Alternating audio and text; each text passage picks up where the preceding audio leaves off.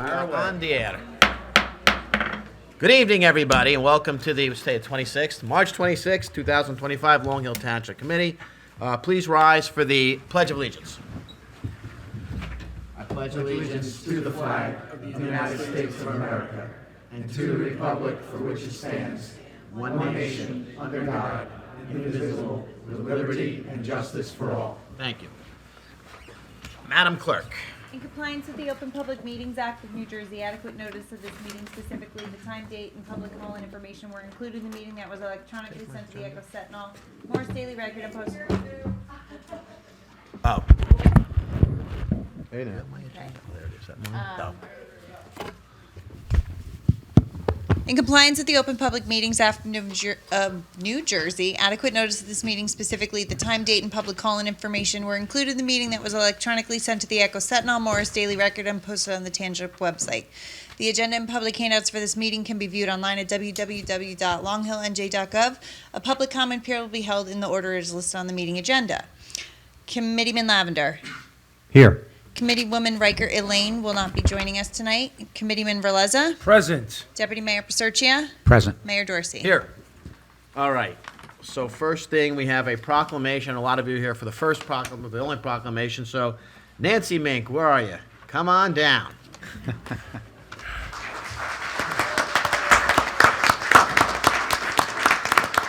look at that. Do you want to go do it down there? Yes, I can go down there. Wherever you want. Wherever Matt tells you to go. Which one? Actually, that one's the best one we have, I think. Did you put this one up? This is the best one we have. Yeah. Right here. This one's better. Yeah, it doesn't go. For those of you who don't know or never went to the senior center, Nancy was the administrator for how long? Almost 10 years. Almost 10 years. Now, I worked with Nancy because I'm the liaison, so I dealt with her more than a lot of people do.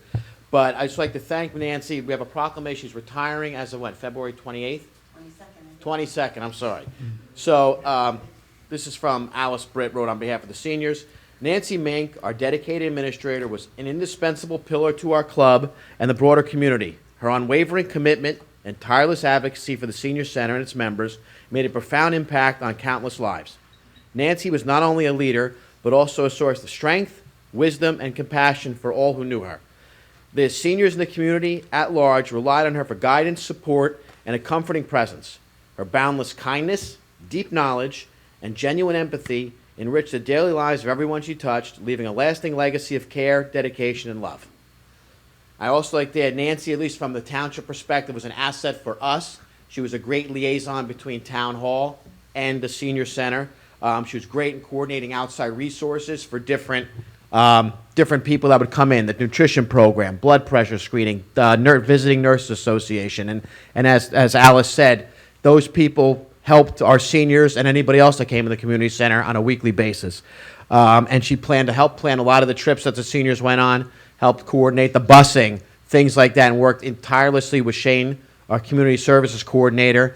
And for what a lot of people don't know is for the disadvantaged members of the community, both of them would coordinate helping them get rides or get their driveway shoveled out or help Meals on Wheels. So a lot of these little things that don't go unnoticed made a huge difference in the lives of the seniors and other members of the community that went down to the senior center. So Nancy, we have a proclamation. I don't read the whereases, but it said, the Township of Long Hill is deeply indebted to the dedicated individuals who volunteer their time and talents to enrich our community. Nancy is a resident of Long Hill, has consistently demonstrated exceptional commitment and service to others through unwavering dedication and advocacy, especially for the senior citizens. Nancy's boundless kindness, deep knowledge, and genuine concern and empathy towards others enriched the daily lives of everyone she touched. Nancy's contributions, providing guidance for community resources, direct aid and assistance to others, organizing events, fostering social connections, significantly enhanced the quality of life for our senior citizens and our community as a whole. And obviously, now it's proclaimed that on March 25th, we hereby honor and recognize Nancy Mink for her extraordinary contributions and thank her for her service. So Nancy, thank you.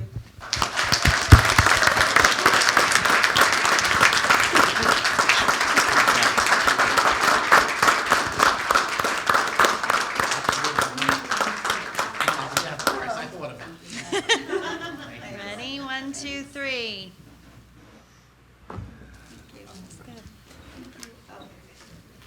Do you want to get a picture with Yeah, if you want the seniors, come on up. Bring them Shane? You go to them? No, come on here. Come on up, Come on Alex. up. It's nice to see all of you here. Yeah. Come on, Ed. Ed. I know it. There's all your peeps. Oh my gosh. Get in Wow, there, don't Bill, be let's shy. go. Come on, Bill. Are they out there, is public service out there doing? I just want to get What, doing the connections?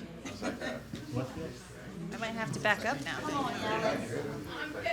was saying they're out there again. I went, hey, We need to connect,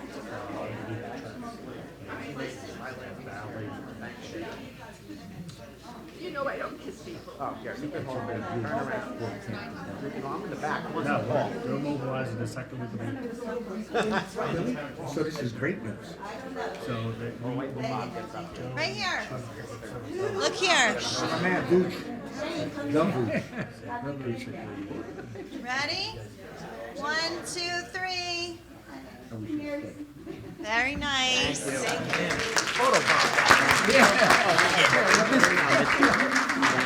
Wow, Bill, I see you got the announcement up there on the sign. Yes, I did. Thank you for mentioning it to me. Well, thank you for letting us do Oh, you're this. kidding me? No, it's a matter of getting the resources out. At least notify them. well, yeah. What's your phone number? 908.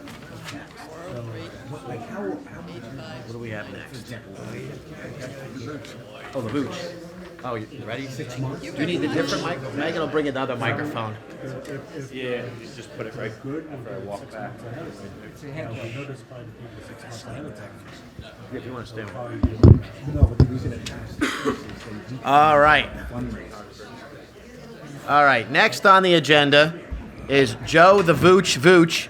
He will be discussing the Vooch. He will be discussing the Morris County flood map, which they recently changed, and more interesting, the Central Park vision for what we might design behind Walgreens with Central Park we've talked about for many years. So, Joe, it's all yours. Thank you. Apologize to the public. My back's going to be to you so I can present from the screen. So I am the township engineer, Joe Vuch. I'm also the board's engineer the last couple of years, for those that hadn't met me. So briefly, we're going to start with a quick discussion of the FEMA draft flood map. So FEMA is in the process of updating the flood maps. They do this by county, and that effort had occurred in 2016 with preliminary maps in Morris County, and then was stalled out and never came to promulgation of the maps, the adoption of the maps. So we currently, on the screen, we have our current FEMA floodplain map, which is a early 2000s map.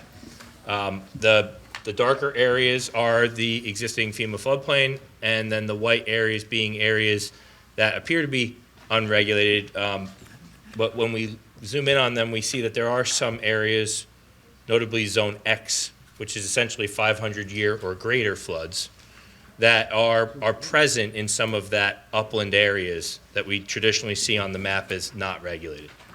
FEMA has worked through the county to issue draft maps, and these maps were published, made available through the county, and then meetings were held with all of the administrators and engineers in the county.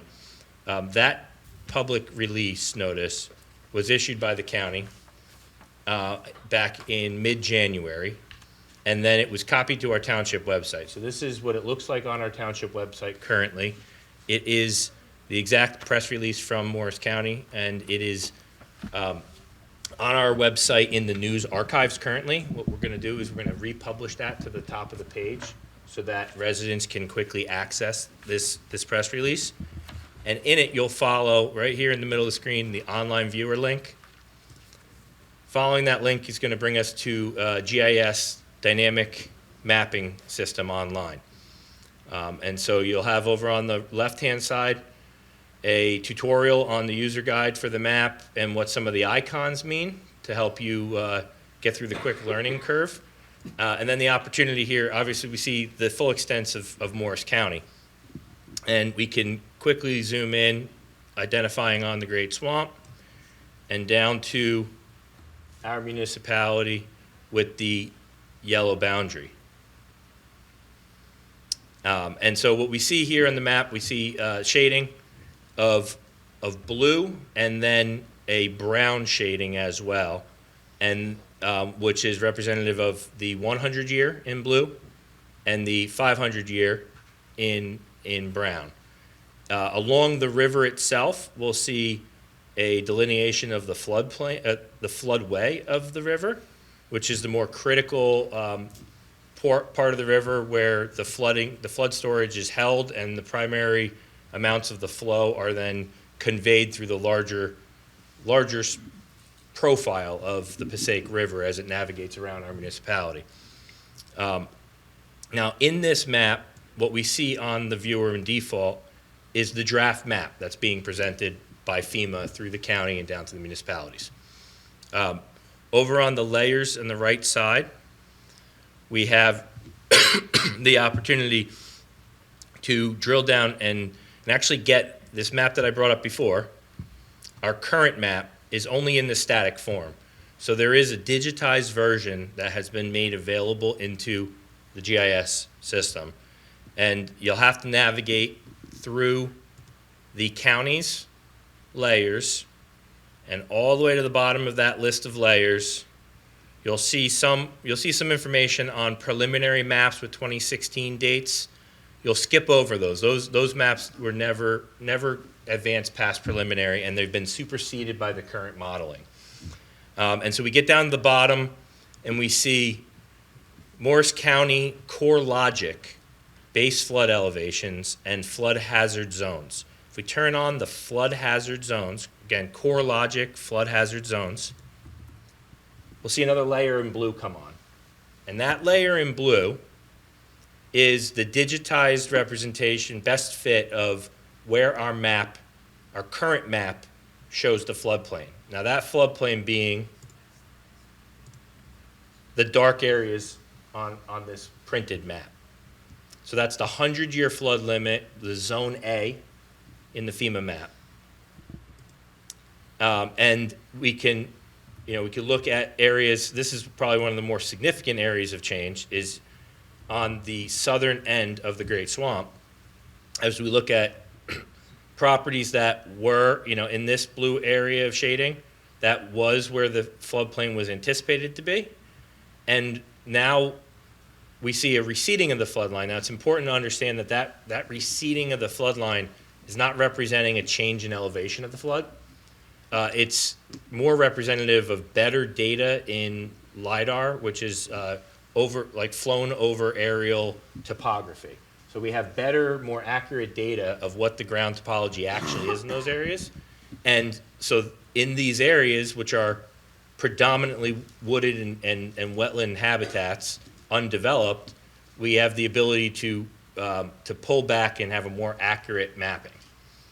Now, as we go around the Passaic River through our municipality, we'll see there's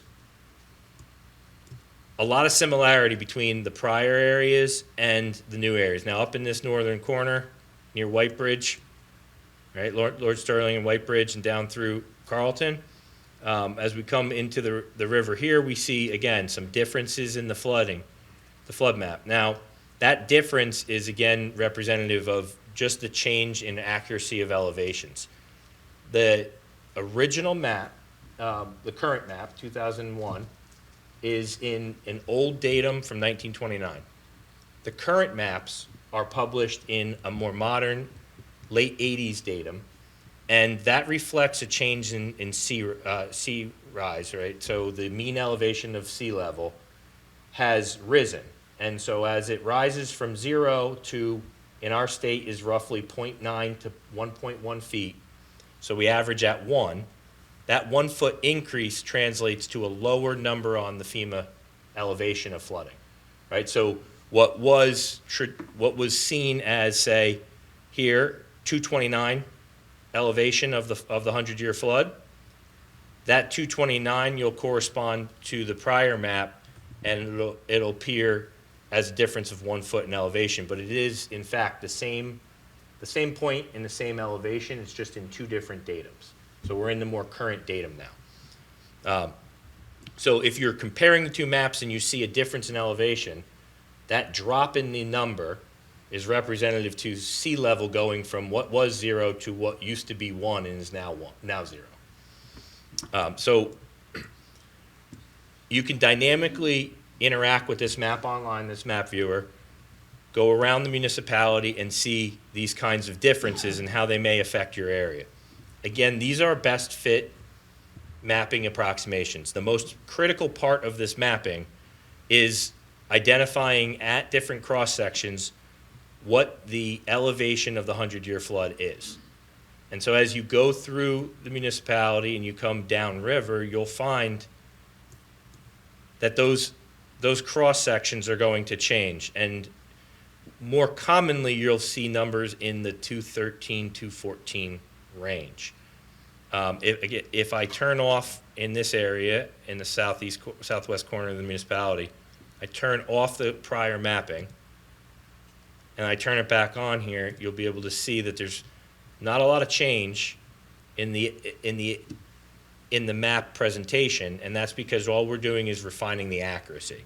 Now, that's all trusted back through to the methodology and the routing through the models that FEMA did. So they have better, more accurate information that's reinforcing that the floodplain was the accurate floodplain. It was the 100-year, it still is the 100-year, but they're able to better define the exact limits of it to give people a better first approximation.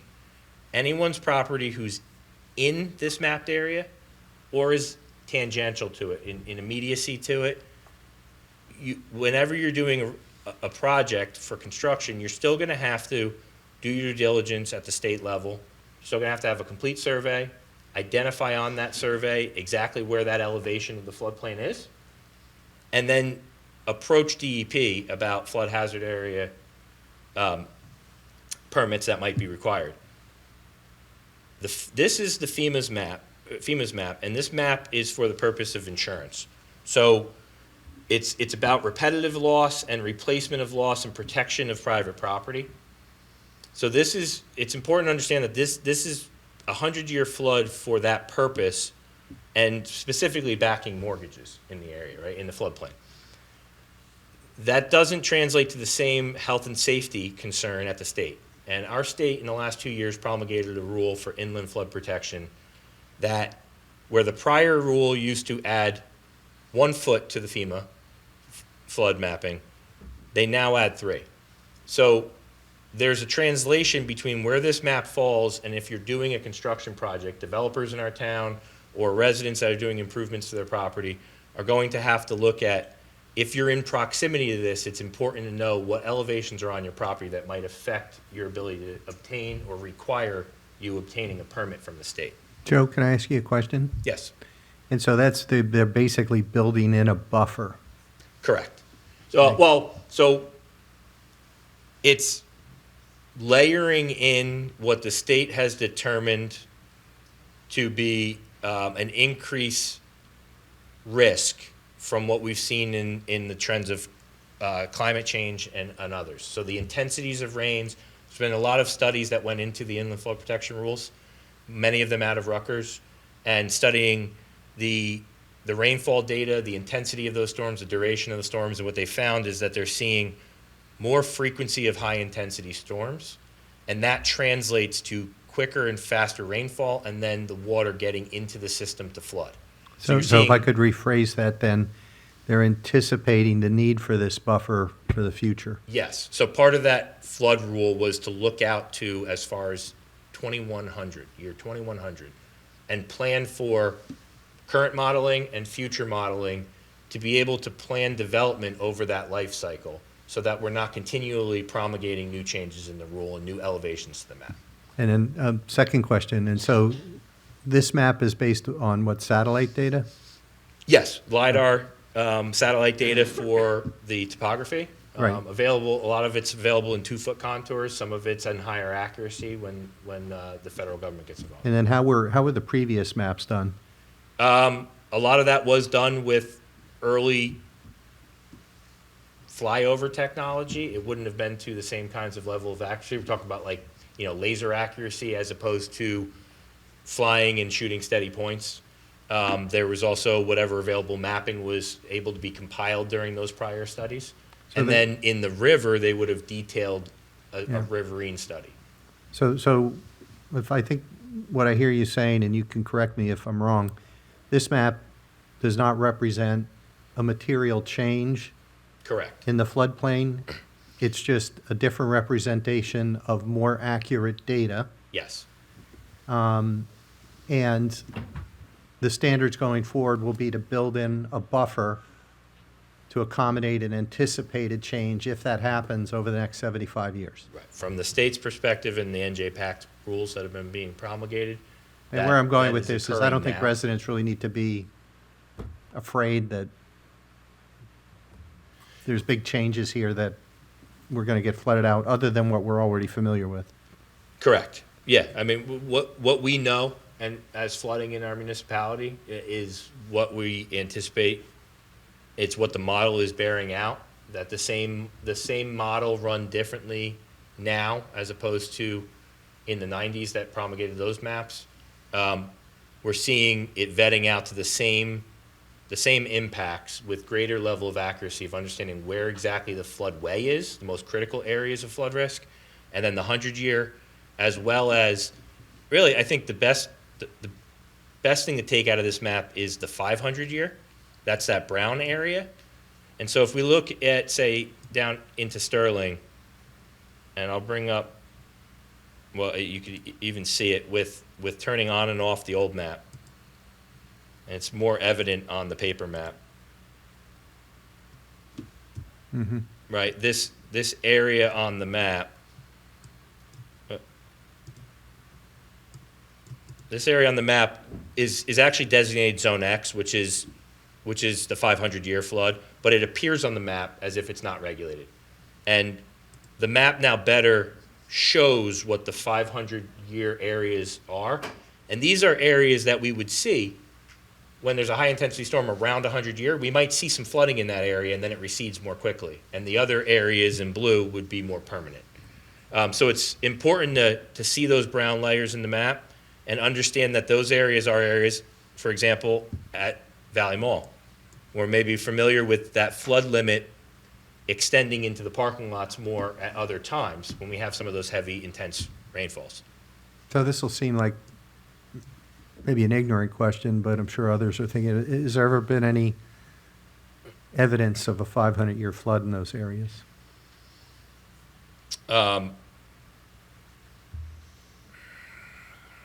So 100, 500 years floods, they're theoretical floods, like they're what we call design floods, right? We look at them at a certain distribution.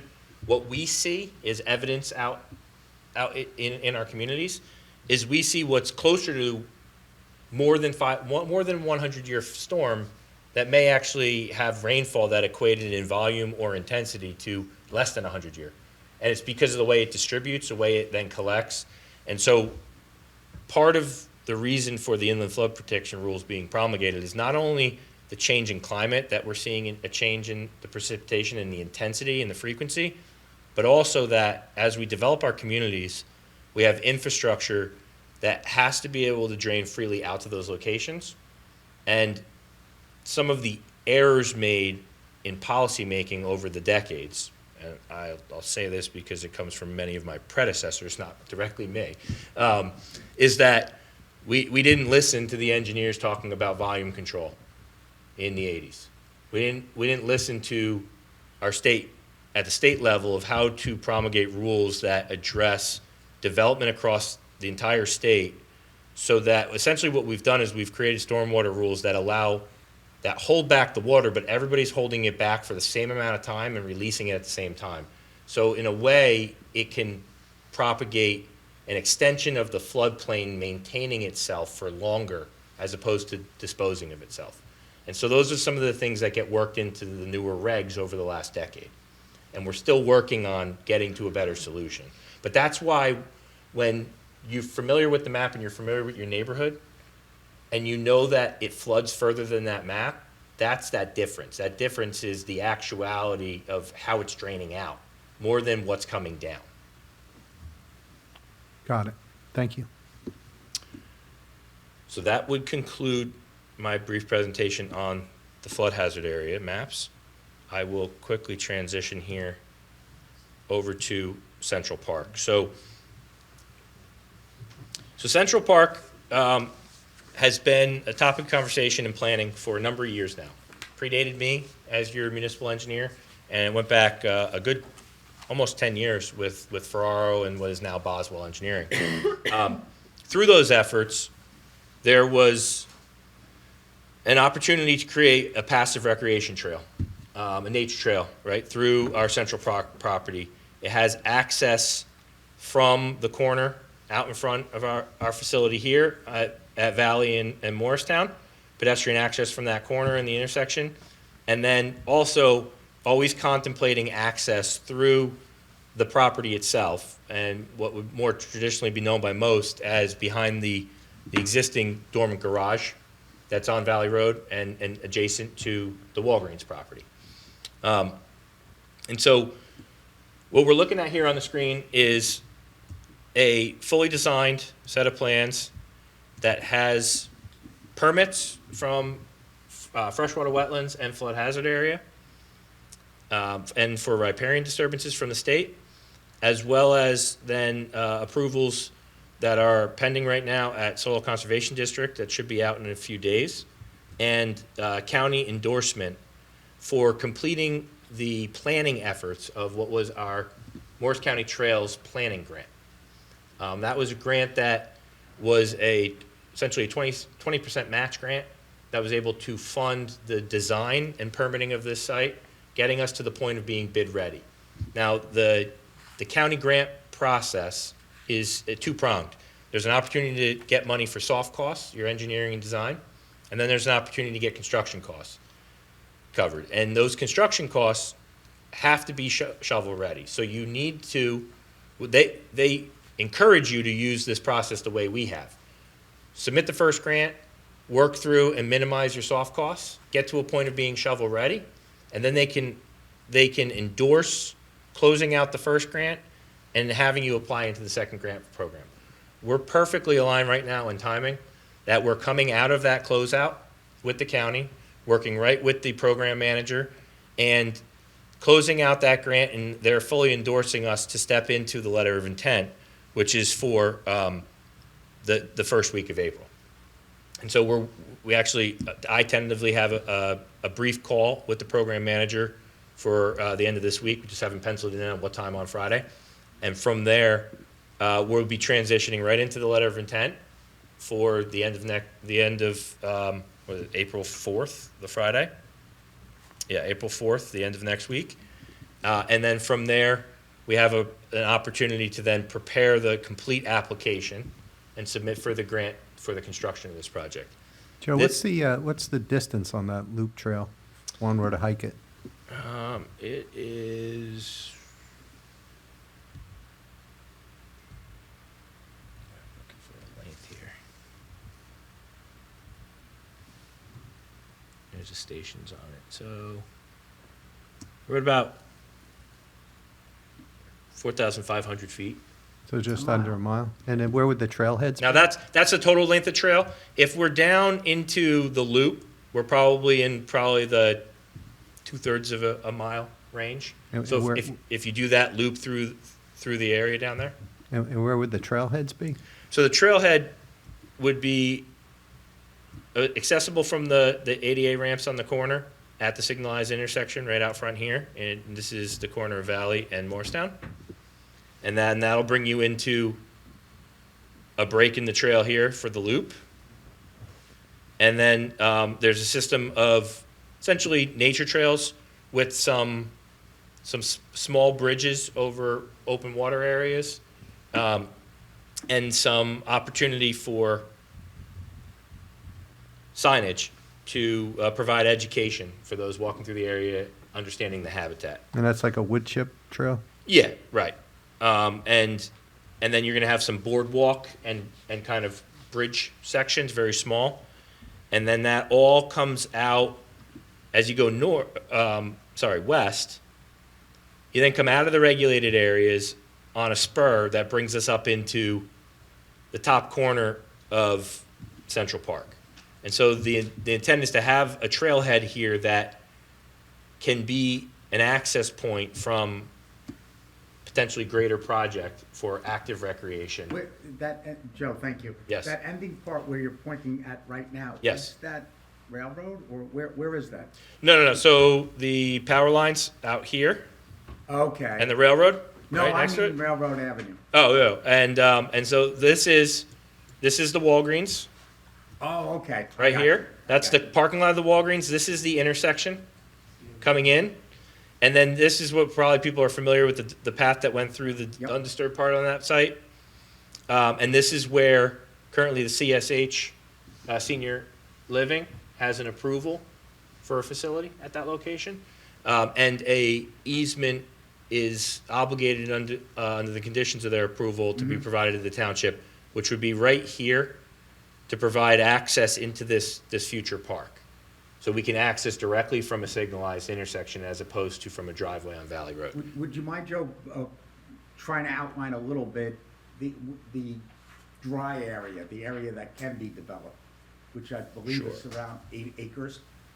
Yeah, so what I could do real quick here is, so this right here where my cursor is a wetland line. Mm-hmm. And then this is a transition area that I'm gonna kind of, let's see if I could.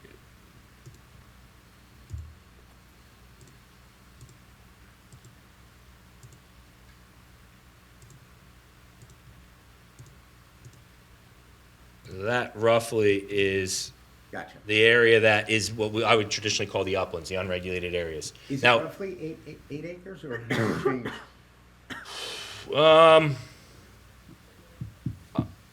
It probably is right around there, yeah. I haven't looked at quantifying that exactly, but it's gonna be in that ballpark, over 6 acres. Thank you. So the intent of this first phase, what I'm calling first phase of Central Park, is to get through that prior planned project, get it constructed. Now, the grant cycle would give us an award at the end of September, October would be the awards announced, and then in December, we would have our grant agreement in place. So from that point in December, early December, we'd be able to take this right off the shelves, it's bid ready, put it to notice, put it out to bid in the winter, and then be able to be prepared for construction, obviously with the endorsement of the grant to have the funding, go out to construction next calendar year. Be able to complete this trail system, have this open to the public as an amenity next year. So kind of from the moment we're speaking right now, 1 year. Yeah, pretty much. And what's construction time?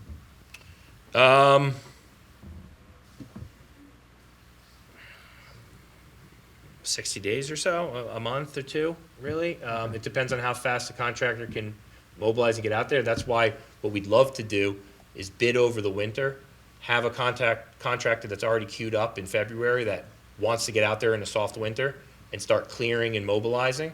And then it's really about just getting in there and getting it done. It's all accessed by the equipment and smaller vehicles to get through the trail. They have to build it in front of them, so to speak. Do you have to wait for like a dry season to get in there? You're gonna need some reliable dryness, yeah. So if they can get in, they can start mobilizing, setting themselves up in Central Park at the west end, and then cutting themselves in from the other end. Then they can get to a point of getting some progress before they get to the point that they have to depend on the dryness. So best case, maybe June, we could be walking on it, worst Yeah, case, the I think- fall, Yeah, I think in the summer, we could be opening it, and in the fall, we can have it as an depending on active- depending on the weather and the rain. Exactly. Yep. Joe, can you explain why it would have to be wood chips in most places and then, of course, an elevated wood Yeah, so- boardwalk as opposed to macadam? So most of this system is in regulated areas. So we can't be introducing asphalts that have the potential of contaminants that are going to come out of that oil product sheen and introducing them into habitats, right? And we could be creating detriments to the habitat in the area. So we have a natural trail system. That's what is endorsed by the county for these trail grants. And they have a very in-depth process where they make recommendations for consistency of all the grants that they give that go to construction. So what you see in our municipality is going to be very similar to what you see in my municipality. I'm in Randolph. We have an extensive trail network. We've used this program a number of times through the same engineer, Mr. Ferraro, your former engineer, for a lot of those projects. And all of us that work in the county, we're familiar with these requirements and this consistency of this natural trail How system. difficult is it to maintain a natural trail? I mean, it's going to be an effort in terms of replenishment. So it's going to be essentially by Let the gator. record show Al's shaking his head. Yeah, let the record show that. No problem. Is So crushed if you guys gravel- want to work an extra gator or two into the budget for a couple years out, that might not be a bad idea. Is Right. crushed gravel permitted or not? To some extent, when you're out of the regulated areas, you're going to have like a more compacted and more, and some of that we're going to see that at the top of the trailhead, probably. But as you get down through this system, it's really about cutting and blazing a path and then keeping it clear and having some level of backfill and placement of material that can stabilize and pack in. Yeah. Does the county? Well, it does. It very often becomes Maybe. an Eagle Scout project for maintenance in future decades. That would be great. Is it a little bit determined by the county that it's wood chips? Or? Yeah. I mean, there are Well, cross let me ask you, section I'll tell you requirements. why, so you can, I'm not trying to ambush you here, but the county park over in Warren and Watchung is massive. For the first time, I went over there. But they have macadam in many places throughout that, and that looks like a wet area as well. Most of the more open, active recreation areas, or like of the park, where it's more manicured and things, then No, it's this more was- acceptable. this was But if kinda- you're out into the woods and traditionally, the county requires pre-application meetings. They require you attend their workshops, and the point of that is to show you the details that they know work, and they know work at a certain price point, so that they can have designs that come to them to get grants that reliably are going to be built with money that's a good use of their funds, a good return on their investment. So they want consistency of that cross section of the trail. Same with, the educational features, that signage, those packages, those are things that they complement over to us to use, as opposed to letting us all find it on our own, right? Because there's plenty of consulting engineers that do what I do in this area, and all of us are going to be representing our municipalities to get these grants. So they want to make sure that we're all a certain level of consistency of return on investment. Thank you. So from there, I'll transition over to phase 2, a active recreation preliminary concept. So this concept here is something that my office worked on with our recreation department as well as our open space committee. And this is a vision for active recreation on what we were just discussing, the upland areas of the site. Now, you can see what I've laid in at the top of the screen here is the site plan from that approval at CSH Senior Living. And right here where my cursor is, you see the proposed access that would be granted as part of their site plan, and then once they perfect their approvals. And there's a retaining wall system of a few feet along our boundary with that property. So the vision here is to have a parking lot at the entrance, free flow, and the opportunity for what we were showing is close to 80 parking spaces with a turnaround area for circulation of that heavy turnover that we see in programming, right? Where people are coming on and off the fields every 90 minutes, 2 hours, dropping off for different teams, and the ability to circulate out and with equipment and then go park so that the kids are on the fields on time. And We have some accommodations preliminarily for stormwater management, because once we do these improvements, we're gonna have stormwater to detain, and we're gonna have to treat, water quality treatments on what comes off the roadways. The programming overall has been prepared in this preliminary concept based on what we've seen in recreational surveys over the last 5 to 8 years of what's working, what's not working, where there's a need, where there's a draw of people to different things. So specifically, we see some of this introduction of pickleball. Right? We had a successful pickleball system down at Myersville. The opportunity to try to expand that with some courts over at this facility, providing additional opportunities for basketball, because that's something that's easily created as a pickup opportunity for a lot of kids that are over there, maybe older kids while their younger siblings are on the field for another programming. We have a field house with restrooms and some storage, and then a turf field. This darker area is the limits of the AstroTurf, or I guess what you just call synthetic turf nowadays. I guess that term dates me. What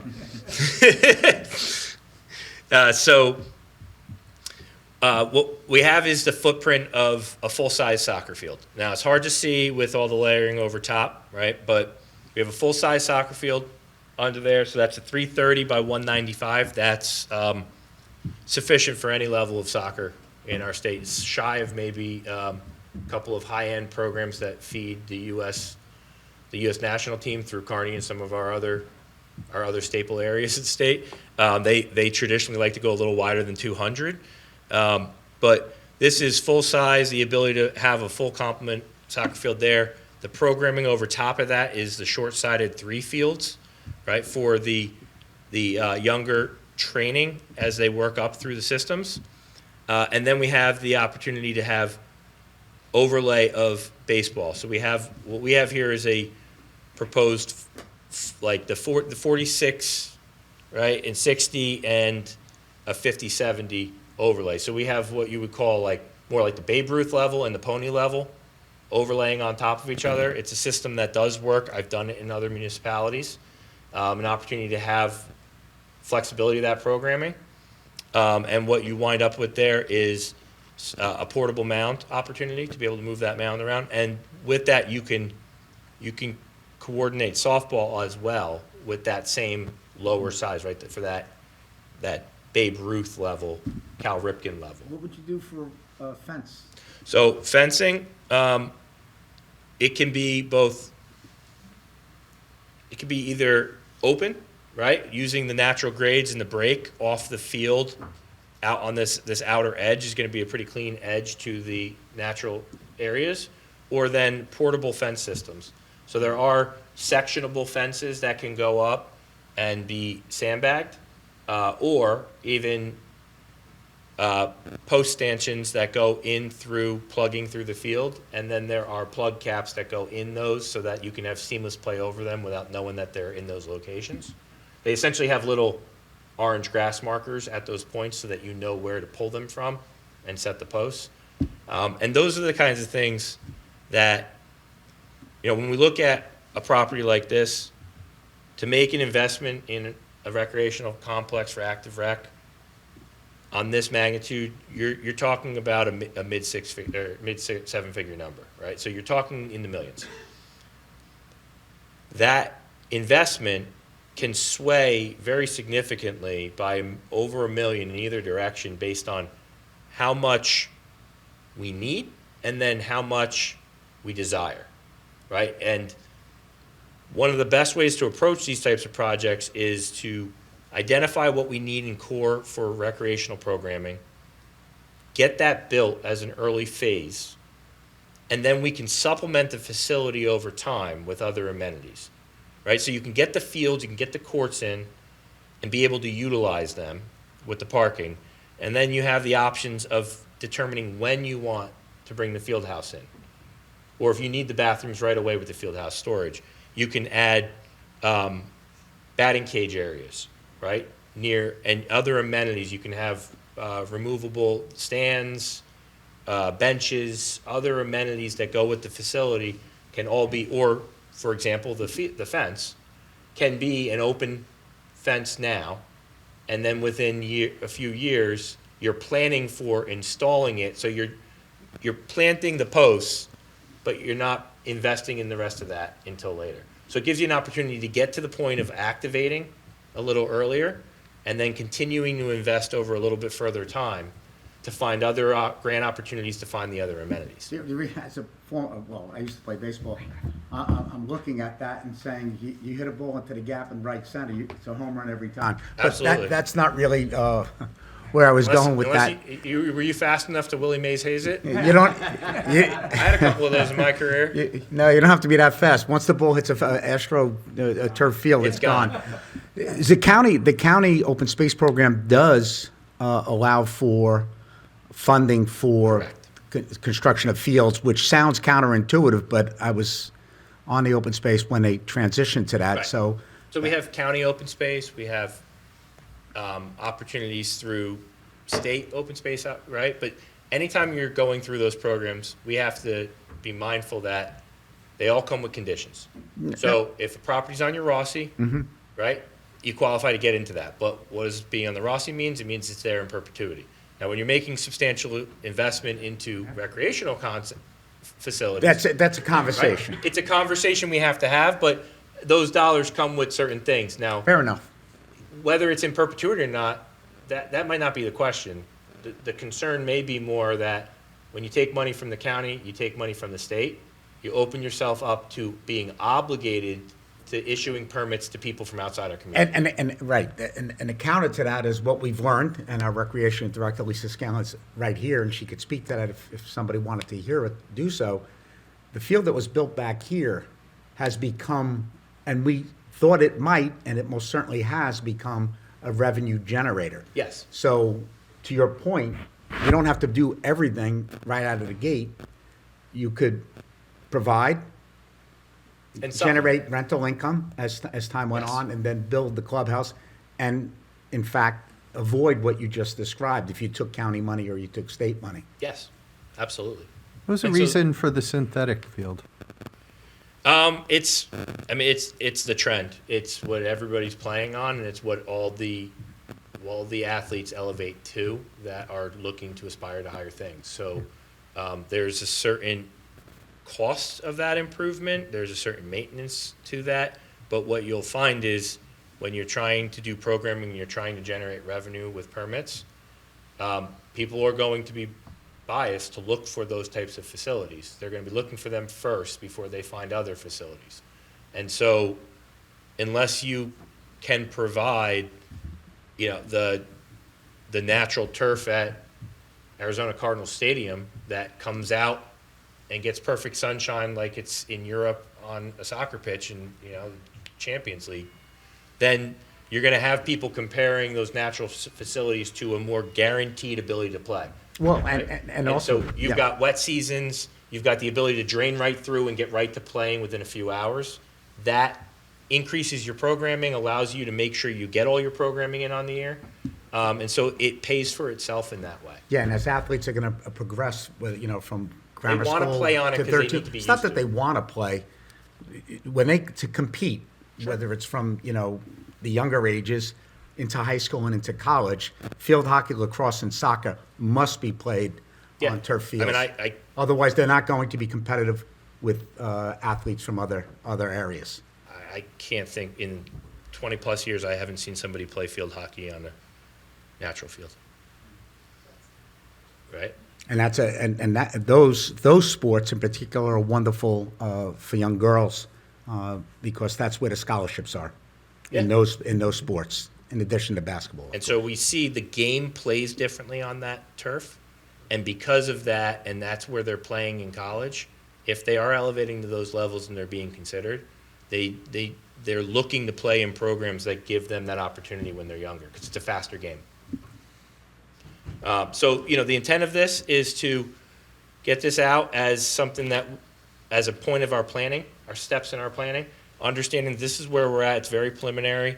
We're looking at really understanding what we want to invest in, starting to get to some consensus on that, and then starting to prepare ourselves to plan financially for it and into opportunities for, the planning and engineering grants. And So I that's think the I heard next you step. say you worked with the Recreation Department, Lisa Scanlon and others. So there's some thought put into this. This Yes. isn't just you. Every piece in of your office. programming that's proposed here is based on what we knew originally was a need for synthetic turf and as much multi-use flexibility on that because we see the success that we have at Cantor on that. Is there bleachers there, or even portable bleachers? Well, that's what we would likely propose, is to have, portable bleachers. Then we look at inventory of what we have, what we need to replace, and if we need to make investments in things at other facilities, we could do it in bulk and do it, right? And that's some of that, what I was talking about is, if we have a couple, and we can get things going, but then we plan for how many more we want, it doesn't have to be part of the early construction. It could be what comes in that first year after, or the next year. On the multi-purpose field, Yes. I think I got this one. On the multi-purpose field, we had discussed the possibility of football. Did we? So it's still something that can fit on the footprint.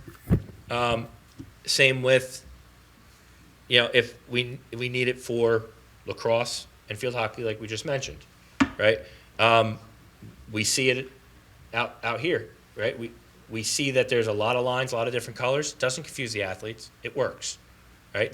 The people that build these fields, they're pros at it. They Yep. know what colors to put down for what. The footprint of a soccer field is what you work with full size because it's the largest. It's the reason that, right? If you look at the way that they were playing some of these national tournaments and they were hosting them here in America and what they're looking to do for the World Cup, they're looking to modify football stadiums, pro football stadiums, figure out how to get more width to the pitch for soccer.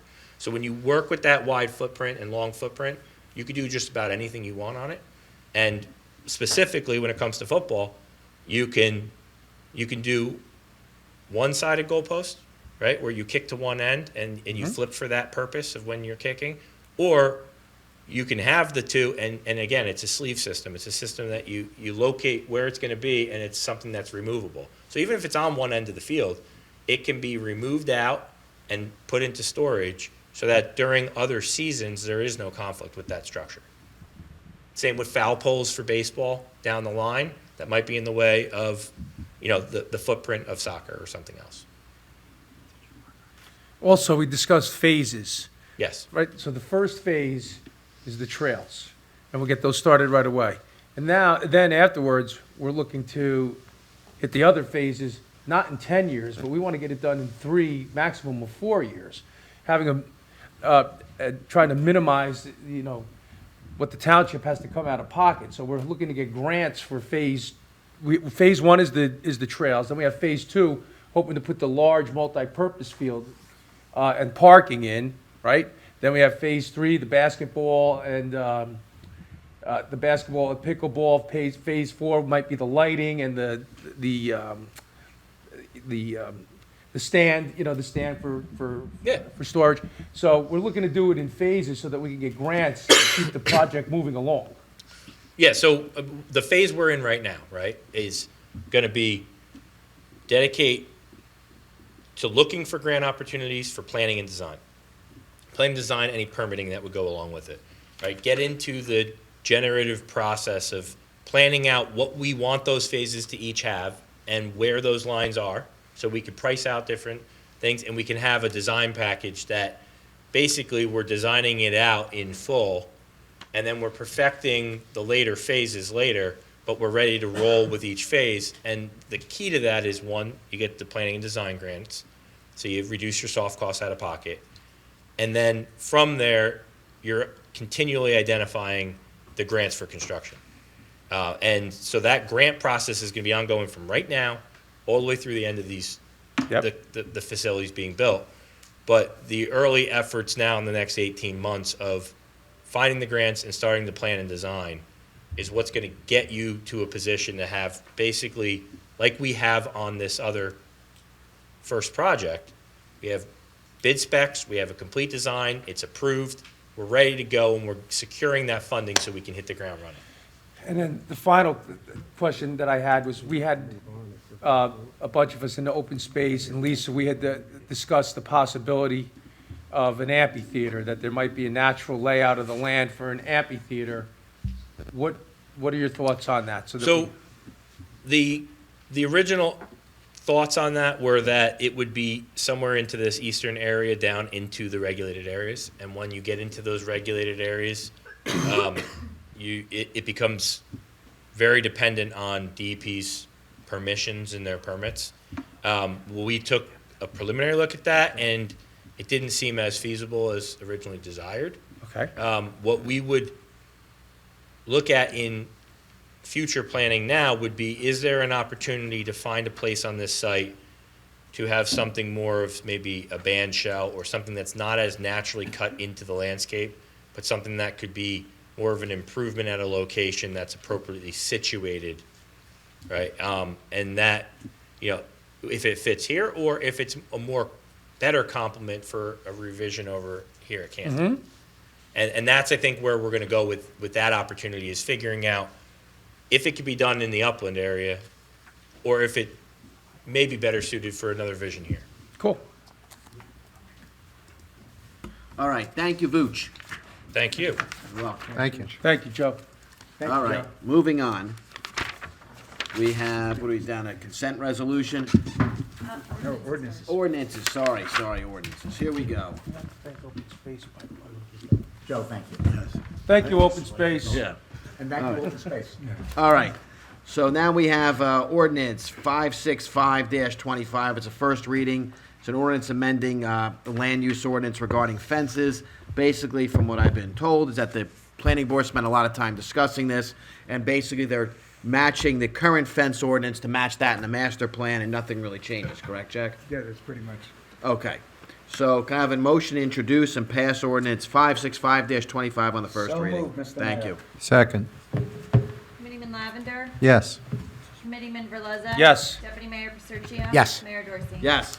Next. Just residential home. Oh, 566-25, another one for the first reading. It's an ordinance amending the township code regarding ground and wall signs pertaining to residential home office uses. Can I have a motion to introduce this ordinance on the first reading? So moved. Second. Committeeman Lavender? Yes. Committeeman Verleza? Yes. Deputy Mayor Paserchio? Yes. Mayor Dorsey? Yes. All right, this is second reading for adoption. 564-25, basically an ordinance naming the town administrator the appropriate authority for the police department. Well, this is second reading, so anybody from the public have any questions, comments, or concerns? Is there anybody online, by the way? Okay.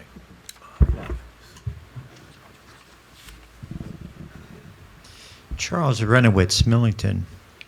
I was under the impression, based on the precedent that was set several meetings ago, that when we voted on ordinances, we had to have everyone here because there was a 2-2 vote several months back. So I don't know if we're going to vote on this because of the precedent you set several meetings ago. That's a question. Oh, I plan on voting on it tonight, moving forward. It's gone on long enough. Can I? No, can that I did- ask that Jack a didn't- question? Go ahead. Would the mayor be within his privilege to take a straw vote before to make sure it would not result in a 2-2 vote? He could ask people, yeah, sure. So we could, so we would Yes. know, we would be able to gauge whether it's going to be a 2-2. That's correct. Perfect. Well, you haven't answered my question yet. I thought we set the precedent that we wouldn't vote on an ordinance unless we had full membership. No, we didn't set a precedent. That just happened that one incident. We never said this is how it's going to be going forward. It just happened, whatever it was, a month and a half ago. Okay, so you're going to vote on this tonight no matter what you did in the past. Correct. Okay.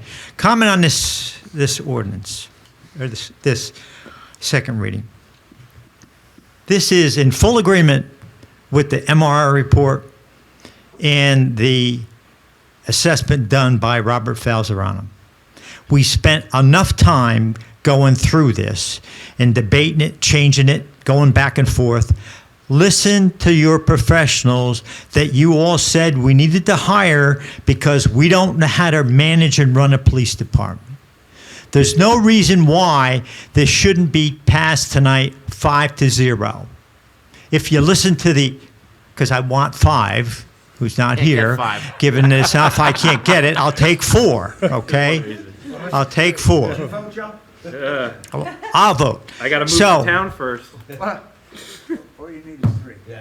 So the point is, you're professionals, you spent money on, advise you to do this. We've been running around trying to change it back to where it was, causing confusion within the police department. You need to pass this 4-0 tonight. Listen to your professionals you spent our money on to advise you. It's that simple. As our president said, let's use some common sense here. Thank you very much. Thank you. Thank you, Chuck. Anybody else in the audience? Mr. Toomey, you coming up? I'm coming up. Thank you. While we're waiting his walk up, is there anybody online with their hand raised? If anybody on Zoom would like to make a public comment, please raise your hand now. Thank you. All right, Mr. Toomey. I just wrote down Craig Tuma referring to 1012 Valley Road, where it currently operates as a funeral home. Obviously, this new project, and I'm going to... No, we're only on the ordinance now. You have to wait till... Ah, Anybody online? Madam Clerk. Marianne Noonan would like to speak. On this topic, go ahead.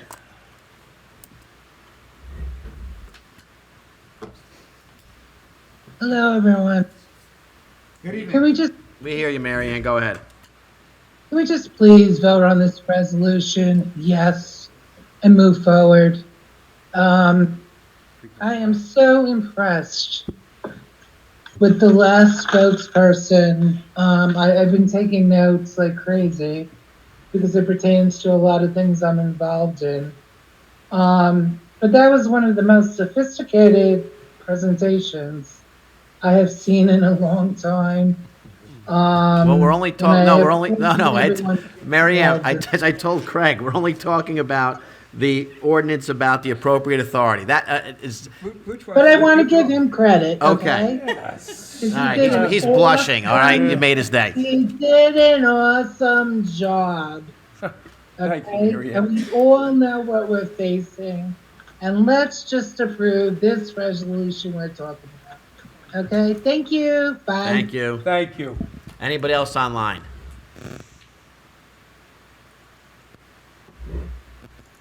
Anybody else on Zoom would like to make a public comment, please raise your hand now. I don't see anyone, Mayor. All right. Seeing none, have a motion to adopt the ordinance. So moved, Mr. Mayor. Second. All right, Madam Clerk. Committeeman Lavender, Yes. Committeeman Verleza. This is yes, right, to make Yes. sure that Randy... The Administrator. That is yes. Never hurts to verify. Yes. Deputy Mayor Pasertia. Yes. Mayor Dorsey. Yes. Moving on.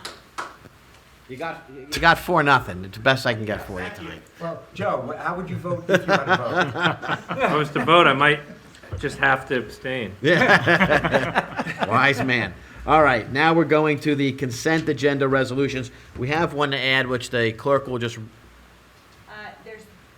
there's 3 you said? No. We have to add a commitment to fund a match to Morris County Historic Preservation Grant. So that will be 25-102, and I have a copy of it here if anyone would like to see it before voting on it. That'd be 25, 106. 105? 106. Oh, you have it on I have it, Oh, okay. because I was able to add it to the ones that I printed out for you guys before. Right, so that would be 25, 105, correct? Correct. Right.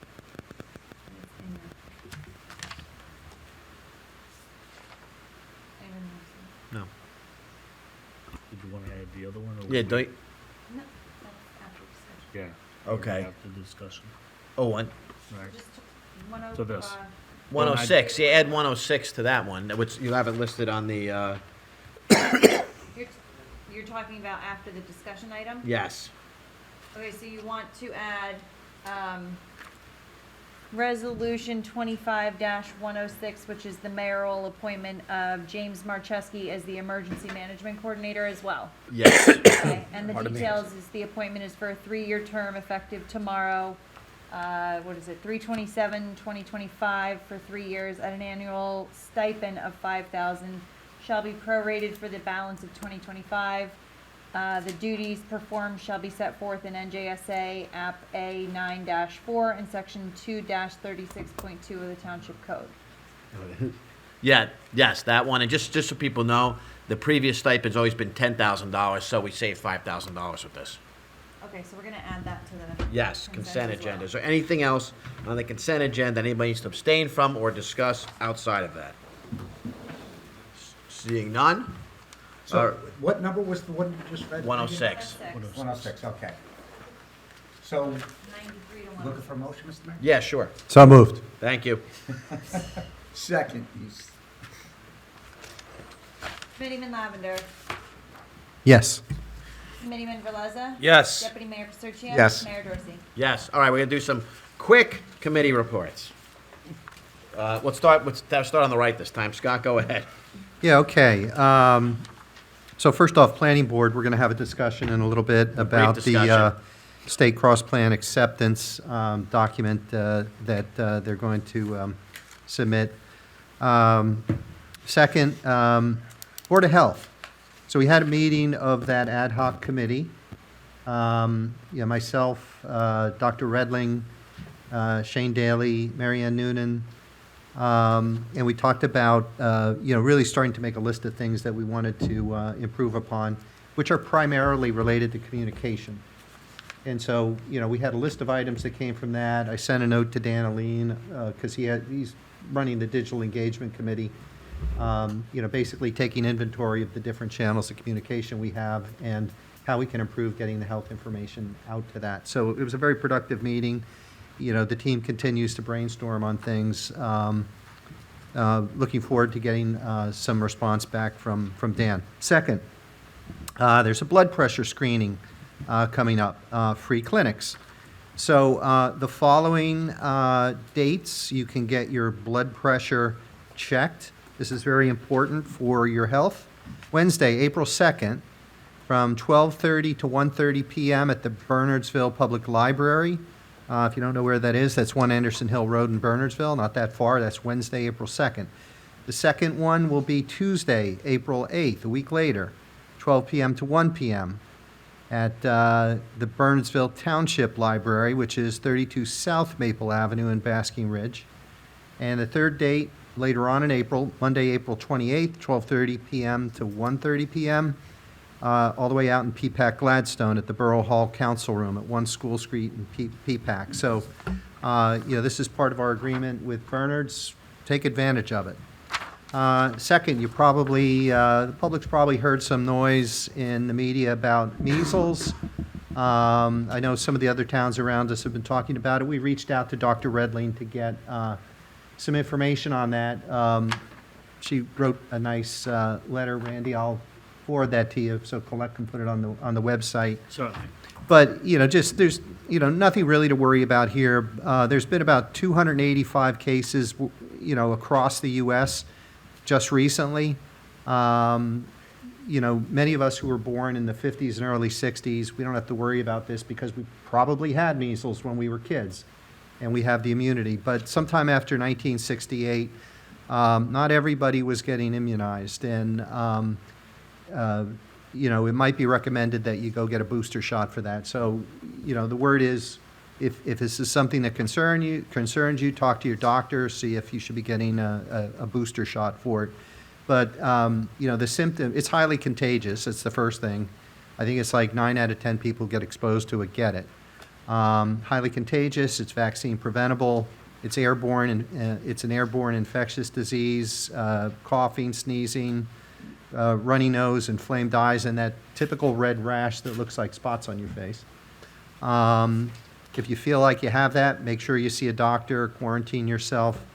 But, again, if this is something you're concerned about, you might want to consider getting a booster shot. That's all I have on health, and I think that's it. Excellent, got it.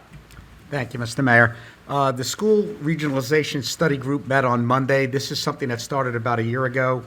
We haven't really talked about it recently, but there's going to be some information that we will receive in each area. So this involves the superintendents from each district, school board members, elected officials from each of the towns, and some school experts that previously served at the state level. So there's ultimately going to be a public meeting coming up, and they've asked, when we get that information, for us to put it on the website and advertise as appropriate. When is it? Yeah, so once we get the, it's already there already? Okay. So April 19th? We'll get more granular information and we'll post it. And I like ambushing Randy. It's what I do best. So the mental health group, which is kind of an ad hoc group of towns in the immediate area, have met a couple of times. And one thing that was asked of each of the towns is if they would be willing to put up a banner to advertise Mental Health Month, but there might be a cost to it. Now, I don't know, I imagine the Township Committee would be in favor of that, but I don't know how we would be able to fund that. It's not fair of me to ask you in public, but is that something we could do? Sure, it's something we could definitely look at. That I don't see that as a problem looking into it. We had talked to Aubrey about the party that would be submitting the application to the county and to the town. Would that be the subcommittee or Yes. who that would be? Okay. So they just need an application that goes to the clerk, municipal clerk, and will also go to the county because it's a county road. And oh yeah, it's on JCP&L because they own the poles. So there's a 3-step application process, and obviously the sooner it's done, the better it is to give Perfect. each of those entities opportunity to approve. And I apologize for sandbagging you about the money thing, Not a but problem. there is a cost to it, and I'll get the estimate, and I'll get that to you if I could. We'll take it out of the maintenance of the trails at Central Park. Okay, thank you, that's it, Matt. All right, Vic, quick. Think quick. All right. Vic the quick today.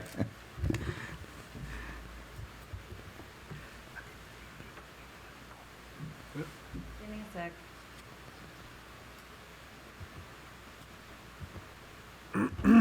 Did you break it, Megan? I always do. I think the Vooch broke it. All right. The rec update for Wednesday, March 26th is as follows. This afternoon, we had a formal grand opening and ribbon cutting ceremony for the new Nome Woodland Ferry Playground at Cantor Park. Thank you to our mayor, Matt Dorsey, for being on hand to do the honors and kick off the festivities. We had bubbles galore, a face painter courtesy of the Long Hill Moms Club, a family scavenger hunt, gnome games, a coloring station, and refreshments. The Long Hill Library provided us with a gnome-themed story walk to lead all of our playground participants back to the playground, where librarian Amanda also read stories to the kids. Thank you to the Long Hill Moms Club for their support of this event, to Starbucks of Gillette for the refreshments, to LMB Audio Services for providing the sound for the event, for LHTV for being on site and filming the event, and to our DPW team for all their help and hard work with the playground, start to finish, for sprucing up the park in preparation for today's festivities. Thank you to our amazing Recreation Advisory Committee for helping with the event today. It does take a village. We all hope many fun memories will be made at this playground in the future.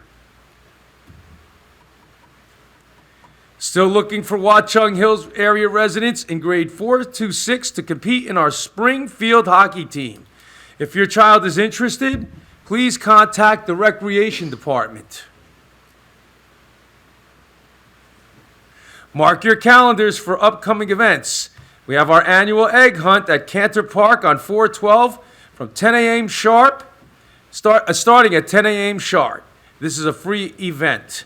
We have our movie in the park at Cantor Park on 4/16, spring break for the kids, 5 p.m. This is also a free event.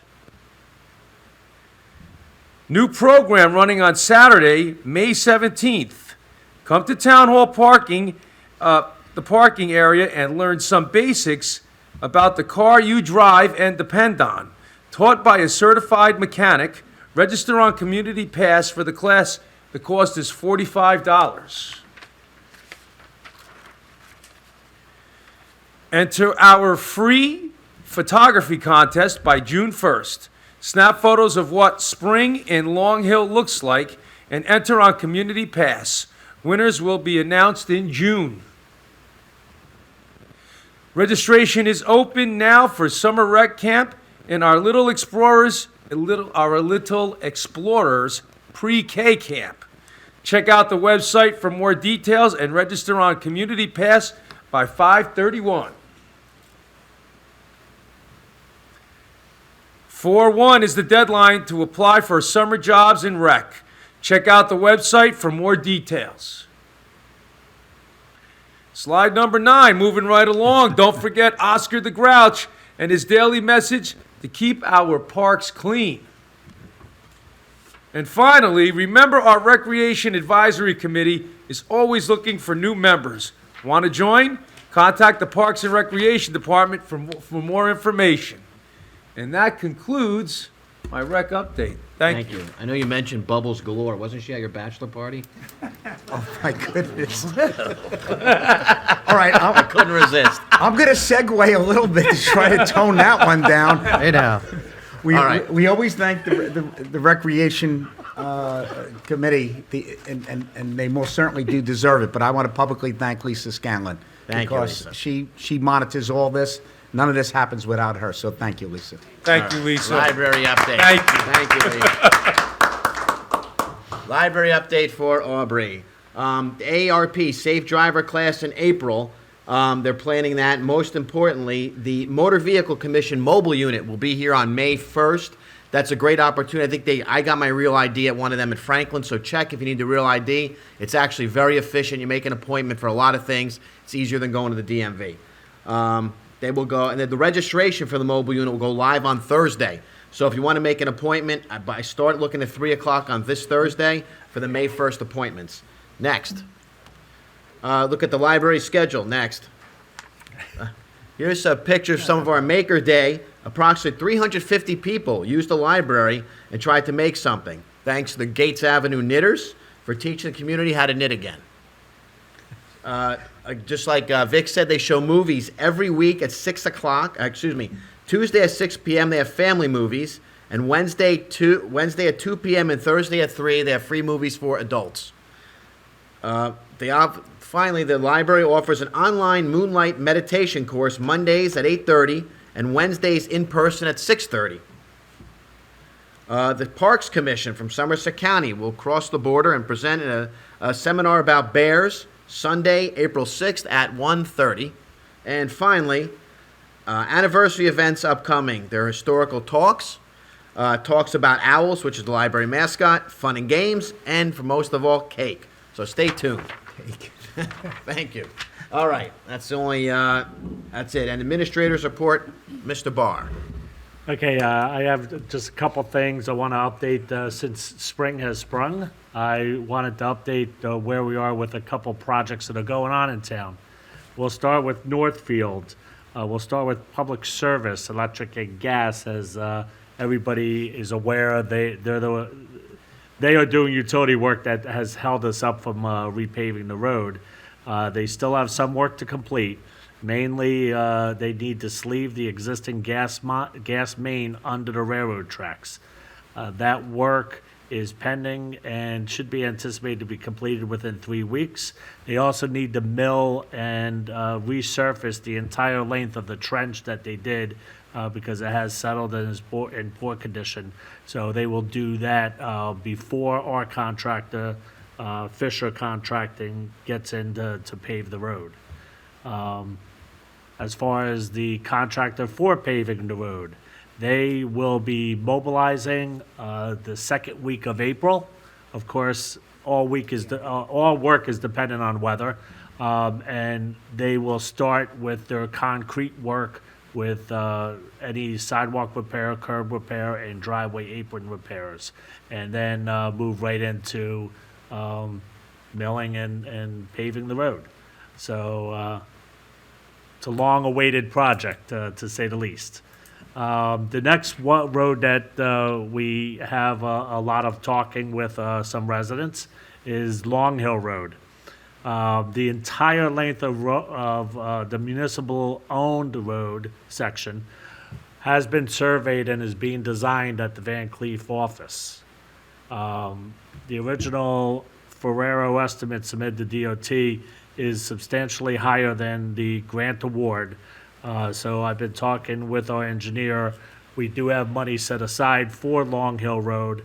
And we are talking possibly of splitting it into two sections to take advantage of another DOT grant we could get for the second part. So that we're in discussion with. I, as also CFO, I love that idea of getting more money from the DOT. But that means more than likely that only half of the municipal-owned Long Hill Road will be done this year, and the other half would be done next year. The advantage, it won't be as long of a in-between because we'll already have it designed, surveyed and designed. So once we get the award, which usually comes out in November, we could, as Joe said earlier, we could bid it out in the winter and have them mobilized in the spring to get do the final. The first section, I think we're on target to look at later this fall. So, so that's good news. Yeah, and Randy, if I could, so the municipally owned portion of Long Hill Road is where Myersville and Long Hill Road intersect east. That's Correct. what we own. To our municipal boundary with Chatham. And that's all I have. Randy, I should have mentioned this before. So Finance Committee starting to get together, talking about budget. What's the timeline for the budget? Yeah, I'm gonna work with the Finance Committee. I'd like to get an introduction possibly in April. Either, it might be too early for the first meeting, but maybe the second meeting and have adoption by the end of May. Okay. And we're planning to do that the same way, Matt? Present in public? Yeah, sure, that's fine. Yeah. That's brief presentation. I think that worked out well last 2 years, so. Yes, I have no issue with that. It worked out. All right. All right. Very good. All right. Next, we move on to discussion items for Millington Station sublease. Jack, I'll turn that over to you quickly. Yes, in 1982, we entered into a lease with New Jersey Transit, which had a 10-year term with a 10-year option for all three stations. Pursuant to the terms of the lease, we awarded a sublease for the Millington Station building, which also had the same term, which means that both of them expired in 2002. So we've been going on a month-to-month basis for the last 23 years.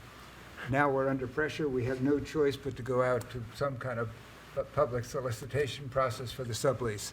At the last meeting, the Township Committee authorized a new lease with New Jersey Transit. We're still waiting for the final document from them, but we have agreed to all the terms and conditions. I've also prepared an RFP for the subleasing of the Millington Station. That has been submitted to New Jersey Transit for their approval, which is one of the requirements of the lease, is that we get their approval. We hope to have a resolution at the next meeting in April, allowing us to go out on the RFP seeking a subtenant for the Millington Station building. That will be open to everyone. It will be a fair and open process. And when we have that, we will release it to the public as soon as we get approval from New Jersey Transit. Thanks, Jack. All right, garbage issue and recycling bid. Randy, I'll turn it over to you. Yeah, we are coming up, we are in our last year of our garbage and recycling contracts. We currently have the recycling with the MUA. They did give us proposals, two types of proposals, one based on resale value of recyclables, one based on not taking that into effect. They are a good increase from this year. So while we're doing the garbage bid, and what we would like to do is do a couple options in the garbage bid, automated and traditional, and also have them bid on recycling. Okay, we're also looking for the possibility, we currently have bulk pickup every other month where you're allowed to put out 2 items. We're looking to change that and the committee, please, looking for your input.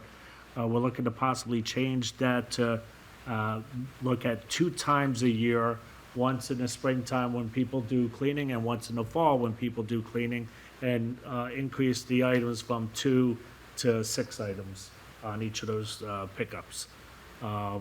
So, we're getting together the specs and so forth. We'll go over them with our QPA and our township attorney.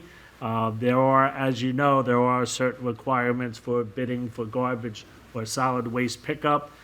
60 days, I believe, is the amount that it has to be out there for.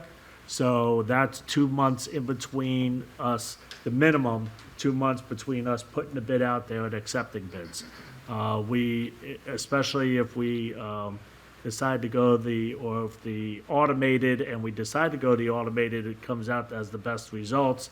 We'd like to try to get a company on board earlier than later because they will have to supply garbage bins.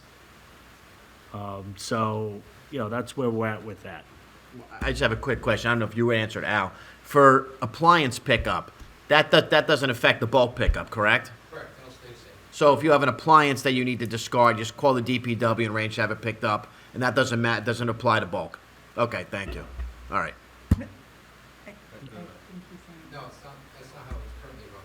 Well, how's it currently run? Every other month when you call it bulk people, they still have metal pickup, scrap metal, appliance pickup. All right, so And what Al said is that even though if the bulk pickup's reduced to twice a year, they will still do appliance pickup every other month, correct? correct. Okay. And the residents can drop off anytime also. And of course, the residents can drop off at the yard anytime they want if it's an appliance. Thank you. Thank you for the clarification. All right, last. What? Oh, we know he's talking about the bins. No, he said Randy said if we go to automatic, then we'd have to have time to build in for the bins. Yeah, I think that Use your microphone, please. the bins that we would have, typically they come in different sizes, of course. Right now, we allow two garbage cans or 1 bid to 90 gallons. 90-gallon bin is large. If a resident wants to have 2 bins, we can certainly talk to whatever successful bidder there is to allow 2 bins instead of 1 bid. I don't think that's going to be a big issue. I know where I live, we have to get our own garbage company, and you can get different size bins depending on what you want to pay. So, these garbage companies have different size bins already, I believe, and so they can, I think that's, I know that's been a concern in the past, that the large bin is too big for some people to handle, but I think that there's an easy workaround with whatever company does the bidding. I agree. All right. Now, on the final discussion item, it will be a very brief conversation about the CART response from, I believe, Mr. Hands is going to run that? Oh, okay. So on page 1. No, so very quickly, I was hoping actually to keep Joe's laptop up here, because a map from the state plan would have been helpful just to visualise how they see our area. Well, by the time we set that up, it's going to take too long. So I know, we'll so roll without it. I was hoping to try and do that quickly. So Bob's on the planning board and myself, Tom and Don in the back there, chair and vice chair. Tom also helped with the analysis on the Thank you, state John. plan. So very quickly, so the plan is a second version. For 2001 was the first, 2025 is going to be the second. And they go through a number of, firstly, they identify an area that the township is within. And Bob talks about that in a second. Secondly, they say these are the goals for the state plan, things like housing, economic development, sustainability, 10 subjects. And as we cross-reference against our master plan that we did in 2023, we saw a lot of consistency.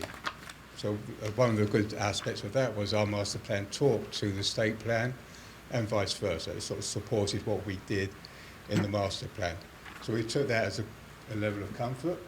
So we're happy to be able to report back to the county on those points. There's a questionnaire we have to provide, and that's what we're going to send over hopefully by the end of this month, because that's the timeline. And to support that, there was a meeting in Morristown a couple of weeks back where they had the public session. They had to have public sessions to the plan, and we were one of the only municipalities that turned up. So we felt pretty good about making the effort, and we were able to have some separate conversations. So I'll come through to some of the conclusions of that. Bob, do you want to just talk about the plan and the area?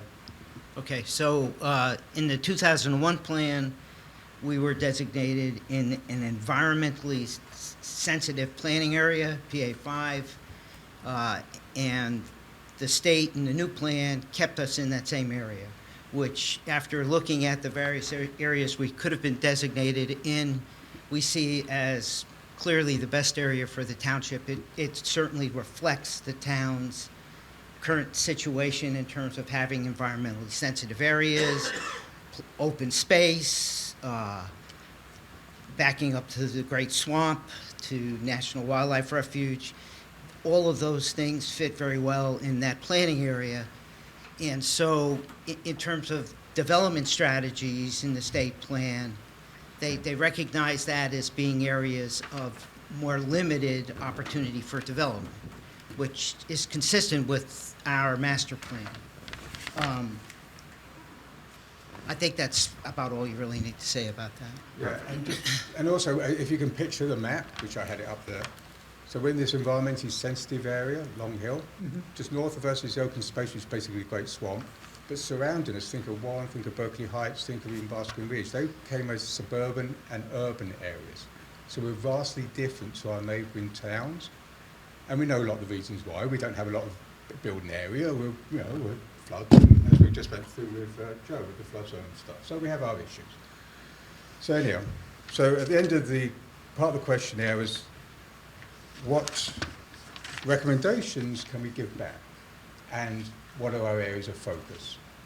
So our areas of focus were sustainability, had flooding concerns, Valley Road, commercial district redevelopments, and building out the vibrancy of the village, Sterling, Millington and Gillette, which is that mixed-use urban centering, as they call it in the master plan, in the state plan, to say, don't let's say, the way I interpret it, don't let's say build out, but build within and repurposefully reuse what you've already got, if possible.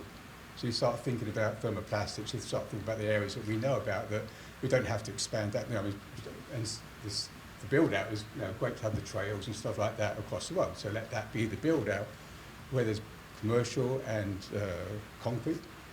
See if we can repurposefully use what we have. So I think that helps us also focus ourselves back into that thought mindset as we go forward. Okay. And then the main thing, one of the main things was flooding. So we talked to the director of Morris County about how can the state help us. And I think that's the emphasis here is, we tick the boxes and stuff with the response. We do this, we accept, we understand. But really it's more about what can the state and other bodies like New Jersey Transit possibly do to help us. So flooding was the conversation that we had, and there was an original, there's the 10 towns, there's the Highlands, there's the Passaic Valley, Passaic River Township committees as well. So this gentleman came up and said a few years back, he started an organisation to try and get the towns and the state together, counties, because we're obviously bordering counties, we're not just on our own here. How can we all work together to think about Passaic River, in particular the flooding? So he said, he'd like to re-engage those conversations. So hopefully with Joe's help, we'll start those conversations as well. So some of the some of the benefits of going through this process is hopefully we can put ourselves in a position to have a sensible and constructive conversation. So it's not just Long Hill trying to face these battles, it's trying to recognise everybody else helping us address flooding. And so I think I'm going to, is there anything else on the flooding you want to say, Paul? Yeah, the only thing I would add is we talked a lot about it being 3 counties and the need to get the counties, the communities, and the state engaged in this. And that was the one good thing about our being at the meeting, because we got to talk to both Morris County and to the state planning people about this issue. And one of the things that they had identified in the current plan that's draft is that our area, or the Great Swamp area, is identified as an area for future study. And what we thought we could try to do, and one of the things we did in the responses to them, is say, why not push that into one of the areas that you include as in this phase for study? They have like 5 or 6 areas around the state. Could they incorporate like the Upper Passaic River watershed area as a critical area for study as part of the plan, and see how that could leverage more involvement from the counties and the state to help us with the issues of flooding around the township. And my last quick point is there is a follow-on if you want to do a plan endorsement process, which is a level above just responding to a question, the plan itself. This is actually now doing more work with the state to try and sort of emphasise some things that we're concerned about, and possibly with the benefit of getting state input and support, financial support, to do some of this stuff as other towns have done. And especially with New Jersey Transit as well, what can they do to help us whether it be Transit Village, maybe a overstretch, maybe it's a trail along the rail, those sort of things. What else can we possibly get assistance from that's not outside just the town? That's it very quickly. That was page 5. Now going to page 6. No, thank you, guys. I know Does that make sense with you guys? Perfect Any sense. questions? Because that's what we're going to submit, and I think we'll put it on the website as well, the response. No, I know it's a very tedious process. It required comparing stuff I wouldn't want to do if I was getting paid to do it, so thank you. And for the whole committee that helped do this, I know it was very time-consuming, required a lot of meetings, and we appreciate all the time and effort everybody put in to get this done, because it had to get done. See, Pam's kicking in right away. Good job, Pam. Thank you. Yes, Mr. Vooch. Real quick, just one thing to add is just understanding context that our state is a state that governs in a trickle-up fashion. Right? We cover our land use, our planning, and at a lower level, and then it builds up. So this process is meant to echo that, so that we're submitting the CART is us confirming the resources in our municipality, and then it goes up to a higher planning document. So really what we're doing is we're looking at our master plan, our planning exercises, and we're adding them to our neighbors so that they can be heard and built on at a lot higher level. So there's consistency at the top, because these documents, these state master plans, become the roadmap for the legislation that gets promulgated. So from the state and at an overall level of new rules and new concepts, affordable housing and other, it's built up in this process to make sure that we're all providing our support, that where our voice is heard, and then it's reinforced, and then it comes back down to us from the top, as opposed to coming down as a decree from the top for us to conform to. Thanks, Joe. Thank you. All right. So any old/new business? Seeing none. Announcements. Egg hunt, April 12th, 10 a.m. here.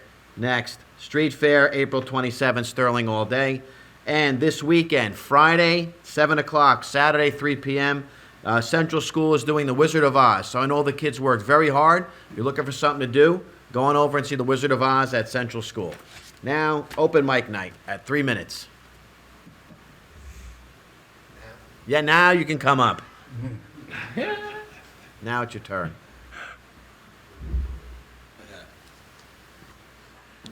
Well, first of all, I apologize to the committee for pre-approaching the podium.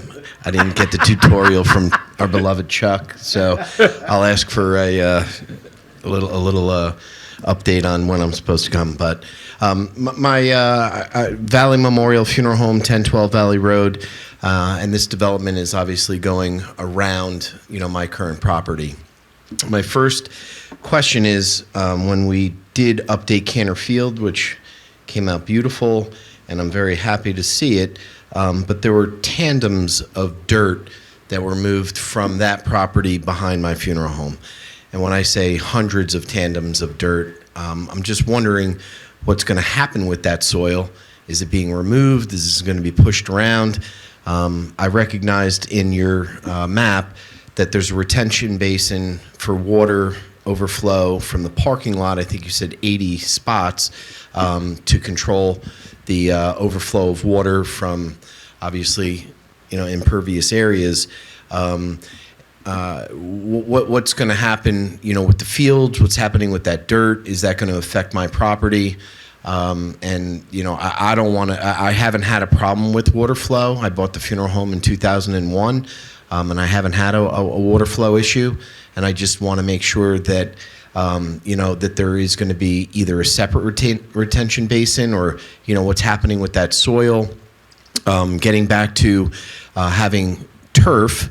As a coach of the high school for many, many years, and I coached lacrosse for the Watchung Hills Lacrosse Club, and as Lisa can say, I coached field hockey for many, many, many years, and I do advocate for a turf field. I think that that's beneficial to the student athlete, but I know how those are constructed. It's a tire-based under gravel, and where's that water ultimately going to go is my concern, being that, all of these fields and macadam are going to border my property. So that's a concern that I'd like to look into, and of course, where this soil is going to go. I just need to know, and if I can have a side conversation or something like that in regards to, how that's going to be dispersed. I see that you have the restrooms. I'm happy to see that it's not just a soccer field, and that it's going to be lined accordingly for all sports that are going to be there, and I think that that's very important. Seating is a concern of mine as well, and I know Matt brought that up, whether it's going to be portable seating for fandom, or how we're going to accommodate for that, or if it's just going to be people bringing chairs and things of that nature, and how that's going to work. And then how much money is going to be granted through grants, as opposed to how much money taxpayers are going to have to contribute to ultimately funding. You spoke beautifully about it. I think you did a fantastic job explaining this project, but we haven't really heard real numbers, like what ultimately is this going to cost, how much money are we going to get from grants, and how much money is going to be appropriated to the taxpayers, as residents of this township. So those are just some of my initial concerns. If I could, I'm going to leave the engineering, Mike. I'm going to leave the engineering responses, if they're available this evening, to Joe. But to your last point, it's worth repeating for those who may not have lived in town at the time and who may not remember. The field back here, the construction of the field, and the lights didn't cost taxpayers a penny, not one penny. It's all funded by rental income, and the lights were generously donated by an estate of a person who passed on, and she left money. She left her house to the town. We sold the house and we built the lights. And that field back there funds those free concerts we have each year, some recreation programs we have each year. So I don't know what the plan is for this particular field, but I have to believe it also will generate income. Guy, can you just explain rental income? You mean just like use of the field, like so for Correct. third parties?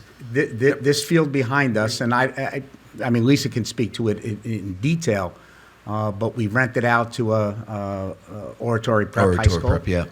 That's a good chunk of it, but in addition, Lisa and her department works very hard for the times that residents don't use it. We rent it out, and that generates more income. So from a financial perspective, I'm reasonably optimistic. It's not, the cost certainly won't be, Joe's right, to construct a field of that sort is $1 million, $2 million bucks. I don't know where it will come in. So did that one. The one behind us was over $1 million, and it didn't cost taxpayers a penny. And I would add, our recreation programs, the three I mentioned, lacrosse, field hockey, and soccer, they don't pay to use that field, which is unlike any other field that I know of in the immediate area. Those rec programs in the other towns pay. I believe that's true, Lisa? All right, so I've waded into an area that's more Lisa's expertise. Hello.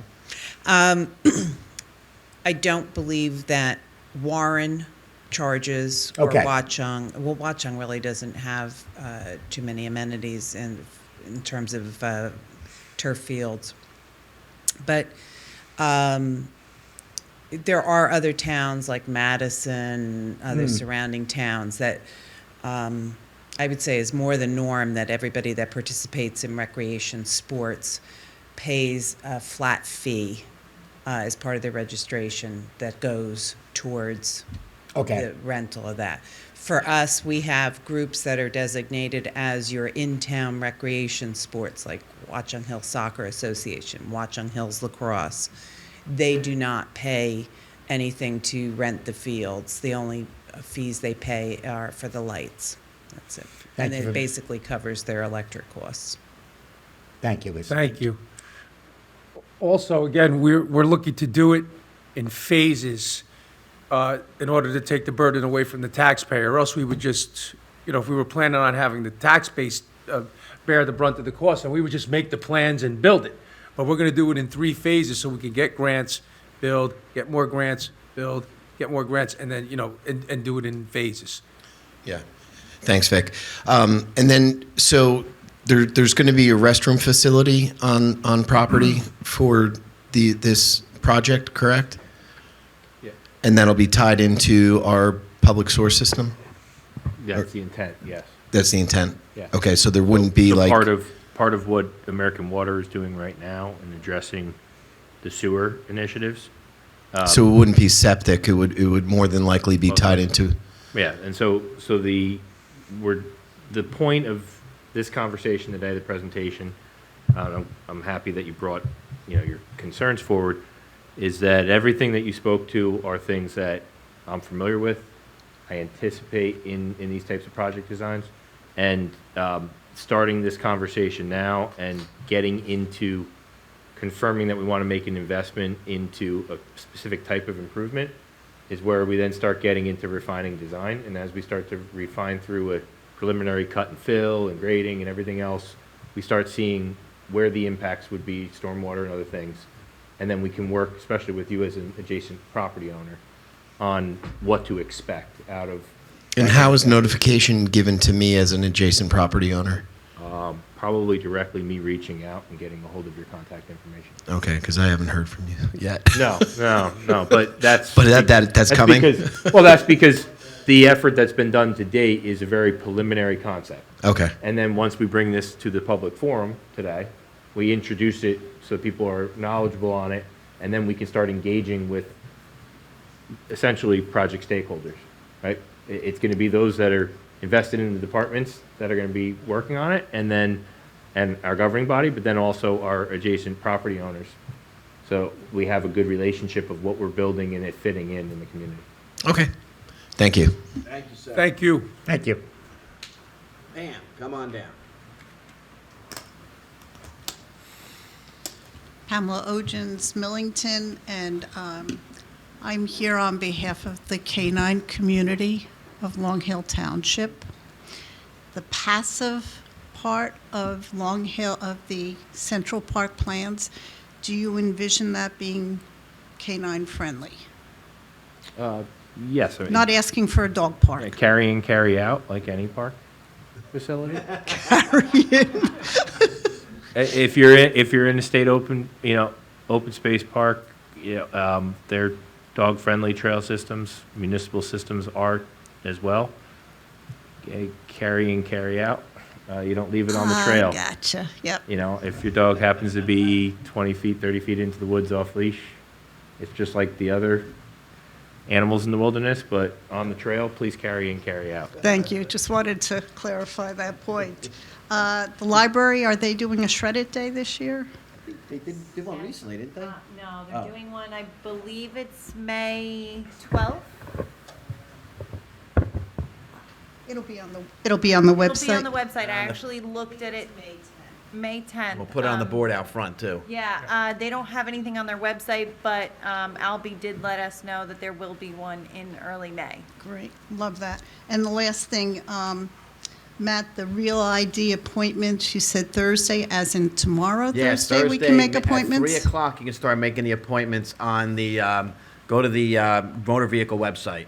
I've done it before, like I said, it's very easy to do. And go on at 3. Yeah, go on at 3, because they'll book up They quick. book quick. And that's going to be a mobile Yeah, they van bring, it's here? almost like a, like, It's a truck. it's a truck, it's like a trailer they bring up, they park in the parking lot, it's actually very efficient. I've tried, I haven't been able to get an appointment, so this is nice to hear, and I will try to be Yes. 3 you- o'clock on the dot. 3 o'clock. Yes, they'll book up fast. Okay, that's all I have, thank you. Thank you, Pam.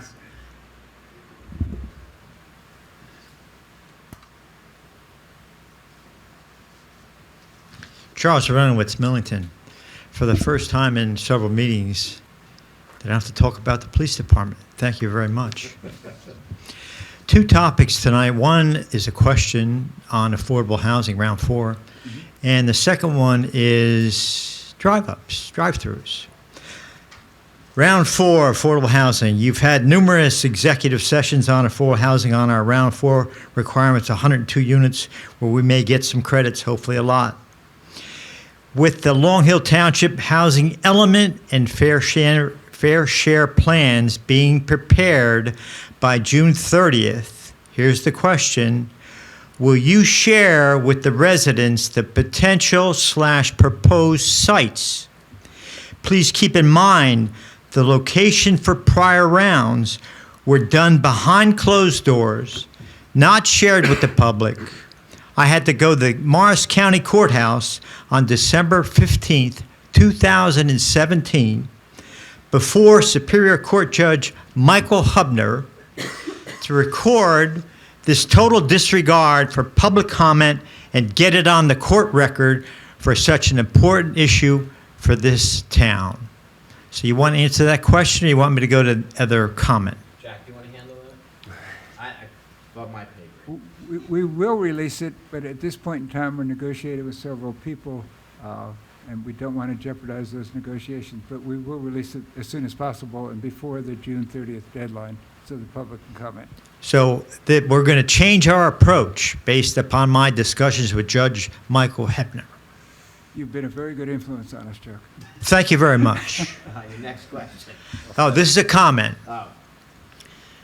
Drive-throughs. As you're aware, the Board of Adjustment, its last meeting, approved the 4th fast food drive-through, Wendy's, on Valley Road, where Long Hill Township is now in direct competition with Watchung's Route 22 drive-throughs.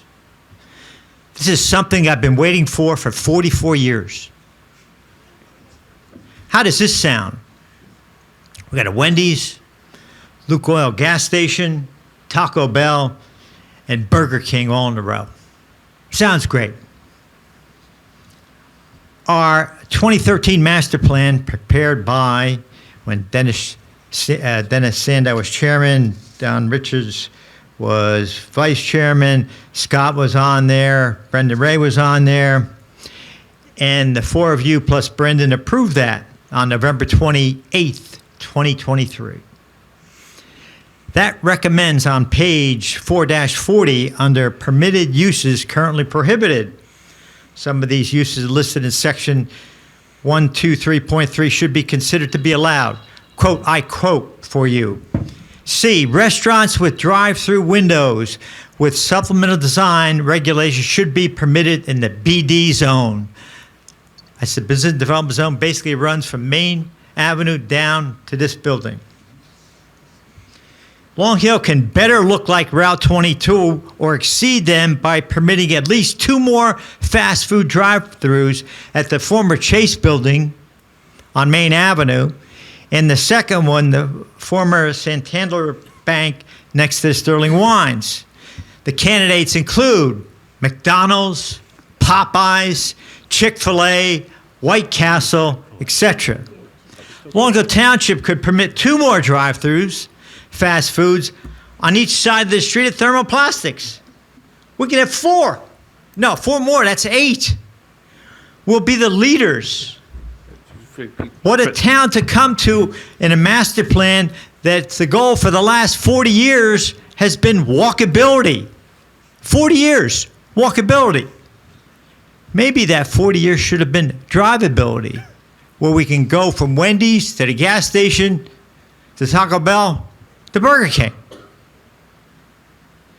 We like looking at other towns. I looked at other towns. This you'll find interesting. Berkeley Heights doesn't even allow and permit drive-thrus for banks and pharmacies, which we do. To get a drive-through and at a bank in Berkeley Heights, you got to get a variance, okay? But they don't have any retail drive-thrus in Berkeley Heights. We got 4. We're ahead of them. Warren, they don't allow retail drive-thrus at all. They got 1 variance. Somewhere they in the southwest corner of Warren, there's a Dunkin' Donuts that's a drive-through. We're way ahead of the pace. We got 4. We got 2 more banks. It's 6. Thermoplastic gives us 8. It'd be great, isn't it? We don't need to walk. We just go from drive-through to drive-through. Don't get out of your car. What planning? What planning? Thank you very much. Thank you. Thank you. Mr. Liberato. Good evening. Tough act to follow. Yeah, I'll keep it short so we can get out of here. Frank Liberato, Heritage Road. Just 2 comments. It was very good to see the appropriate authority got settled and approved tonight. Happy to see that everybody agreed to it. Second question is just picking up from the last meeting. Was any thought given in regards to the promotion process? I know they were going to meet with the department and everyone else about my suggestion about just using the process that's in place and starting the new process down the road in fairness to everyone. We're meeting with the representatives of the police department this week. Oh, So cool. stuff is moving forward. Okay. So, yep, that's definitely on the agenda for Friday. All right. Very good. Thank you. Thank you. Thank you, Frank. No. Now you only get 1 bite at the apple. Bravo from the public. Anybody want No, Red just- Bull? I can't do it? You can talk to the Vooch outside. That's all I need. Oh, perfect. Talk to the Vooch. You're good. Thank you all. You're welcome. Thank Just so you. you know, I had unanimity. Yes. Thank you, Strawberry. Anybody online? Marianne Noonan would like to speak. Anybody else besides Miss Noonan when she's done? Okay, good. Mary Ann, go ahead. Yes, hi. I'm going to try to be brief, but I'm just going to be very pointed with my comments. Mr. Renowitz, I need to respond to you with regards to your comment with Valley Road. You know, I run a statewide group on affordable housing. Warren Township and Berkeley Heights are a complete disaster, okay? Warren Township right now, they're about to close down Hillcrest Road, okay? Because there's going to be 400 units going up there. Please keep this in mind when you speak about properties being sold, okay? This is a bigger issue. I'm sorry, it does not impact Millington. It impacts Sterling and Gillette a lot more. I apologize, but it needs to be stated. Pam Ogden, thank you very much about making the comments, but there's also people looking for cat parks on our community forums. This is getting a little ridiculous here, okay? Let me go next. Randy. Randy, I apologize in advance, but this is a going forward statement. Okay, with regards to the police department, now that you are the liaison, could you please start giving the reports? There was a major report by our police department in the Echo Sentinel. Okay, we need to regain these reports coming into the community. Now, I'm going to lead into another issue. Okay, there's two bills which I do believe have been approved. I sent this out to everyone in terms of the township, the committee people, the chairman of the planning board. There's two bills. They're not only in the Senate, but I'll notate the bills. They're numbers S2974, S1408. They both have been brought forth by a Senator Singleton, who basically lives in southern New Jersey, who really doesn't have a clue as to what we're going through here. Okay? What they're doing, and I do believe it's passed, because there were also similar assembly bills. What they're looking to do is eliminate parking regulations. Marianne, I'm gonna cut you off because Jack can address this right now, because we already told him you'd probably ask about it. Yeah, Mary Ann, thank you for sending us that information. Can I We're already finish aware of it my to some extent. comments? Well, the timer went off, and Jack will explain everything else. The Township Committee is going to adopt a resolution at the next meeting opposing those, both of those, the mixed-use housing bill. And we could throw the parking in too, and oppose both of them. And then we'll go from there to see what other steps we can take. I know that both bills were voted out of committee on St. Patrick's Day, but I don't know what their chances of passing are. But hopefully the league is also going to take a stand on both bills. But we will have a resolution on the next Township Committee agenda. Okay, thank you. Will that resolution hold up legally?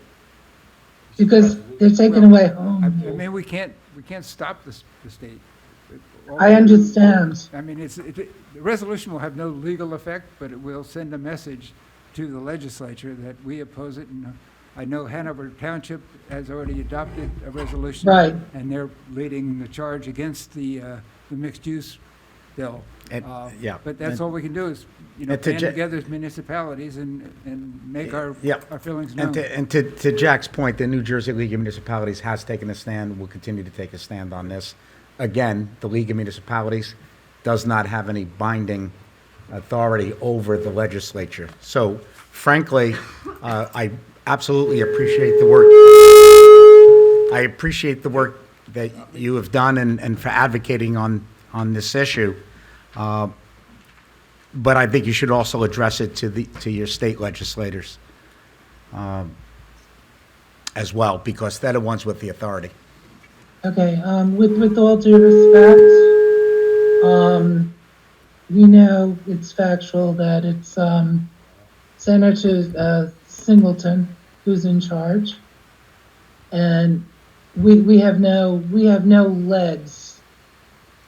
Okay, whether or not it's our Senator Bramnick, and I could go down the legs right now.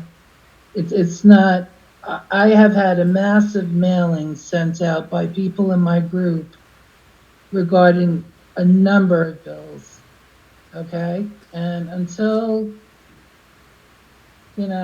things change in terms of our governor, I'm sorry, this is getting ridiculous because never thought that I would move into Long Hill and have to worry about parking. I always thought, okay, we have all these parking regulations. and now We're they gonna could we're deal with the parking next week, so we're on it, don't worry. Okay, you know me. I And know. one last comment. Thank you for bringing it to our Mary Ann. attention, though. Mary Ann, thank you. Have a great- Thank great you. evening. Anyone else One online? more, Anyone else online? Anybody else on Zoom would like to make a public comment, please raise your hand now. No, he can ask the Vooch, he can ask the Vooch too. I don't. Thank you, I'll take a motion to adjourn, thank you, everybody. Motion. See you in a couple of weeks. Thank you. Second, Yes, someone, yeah, second. Don't be a stickler. all in favor? Aye. Thank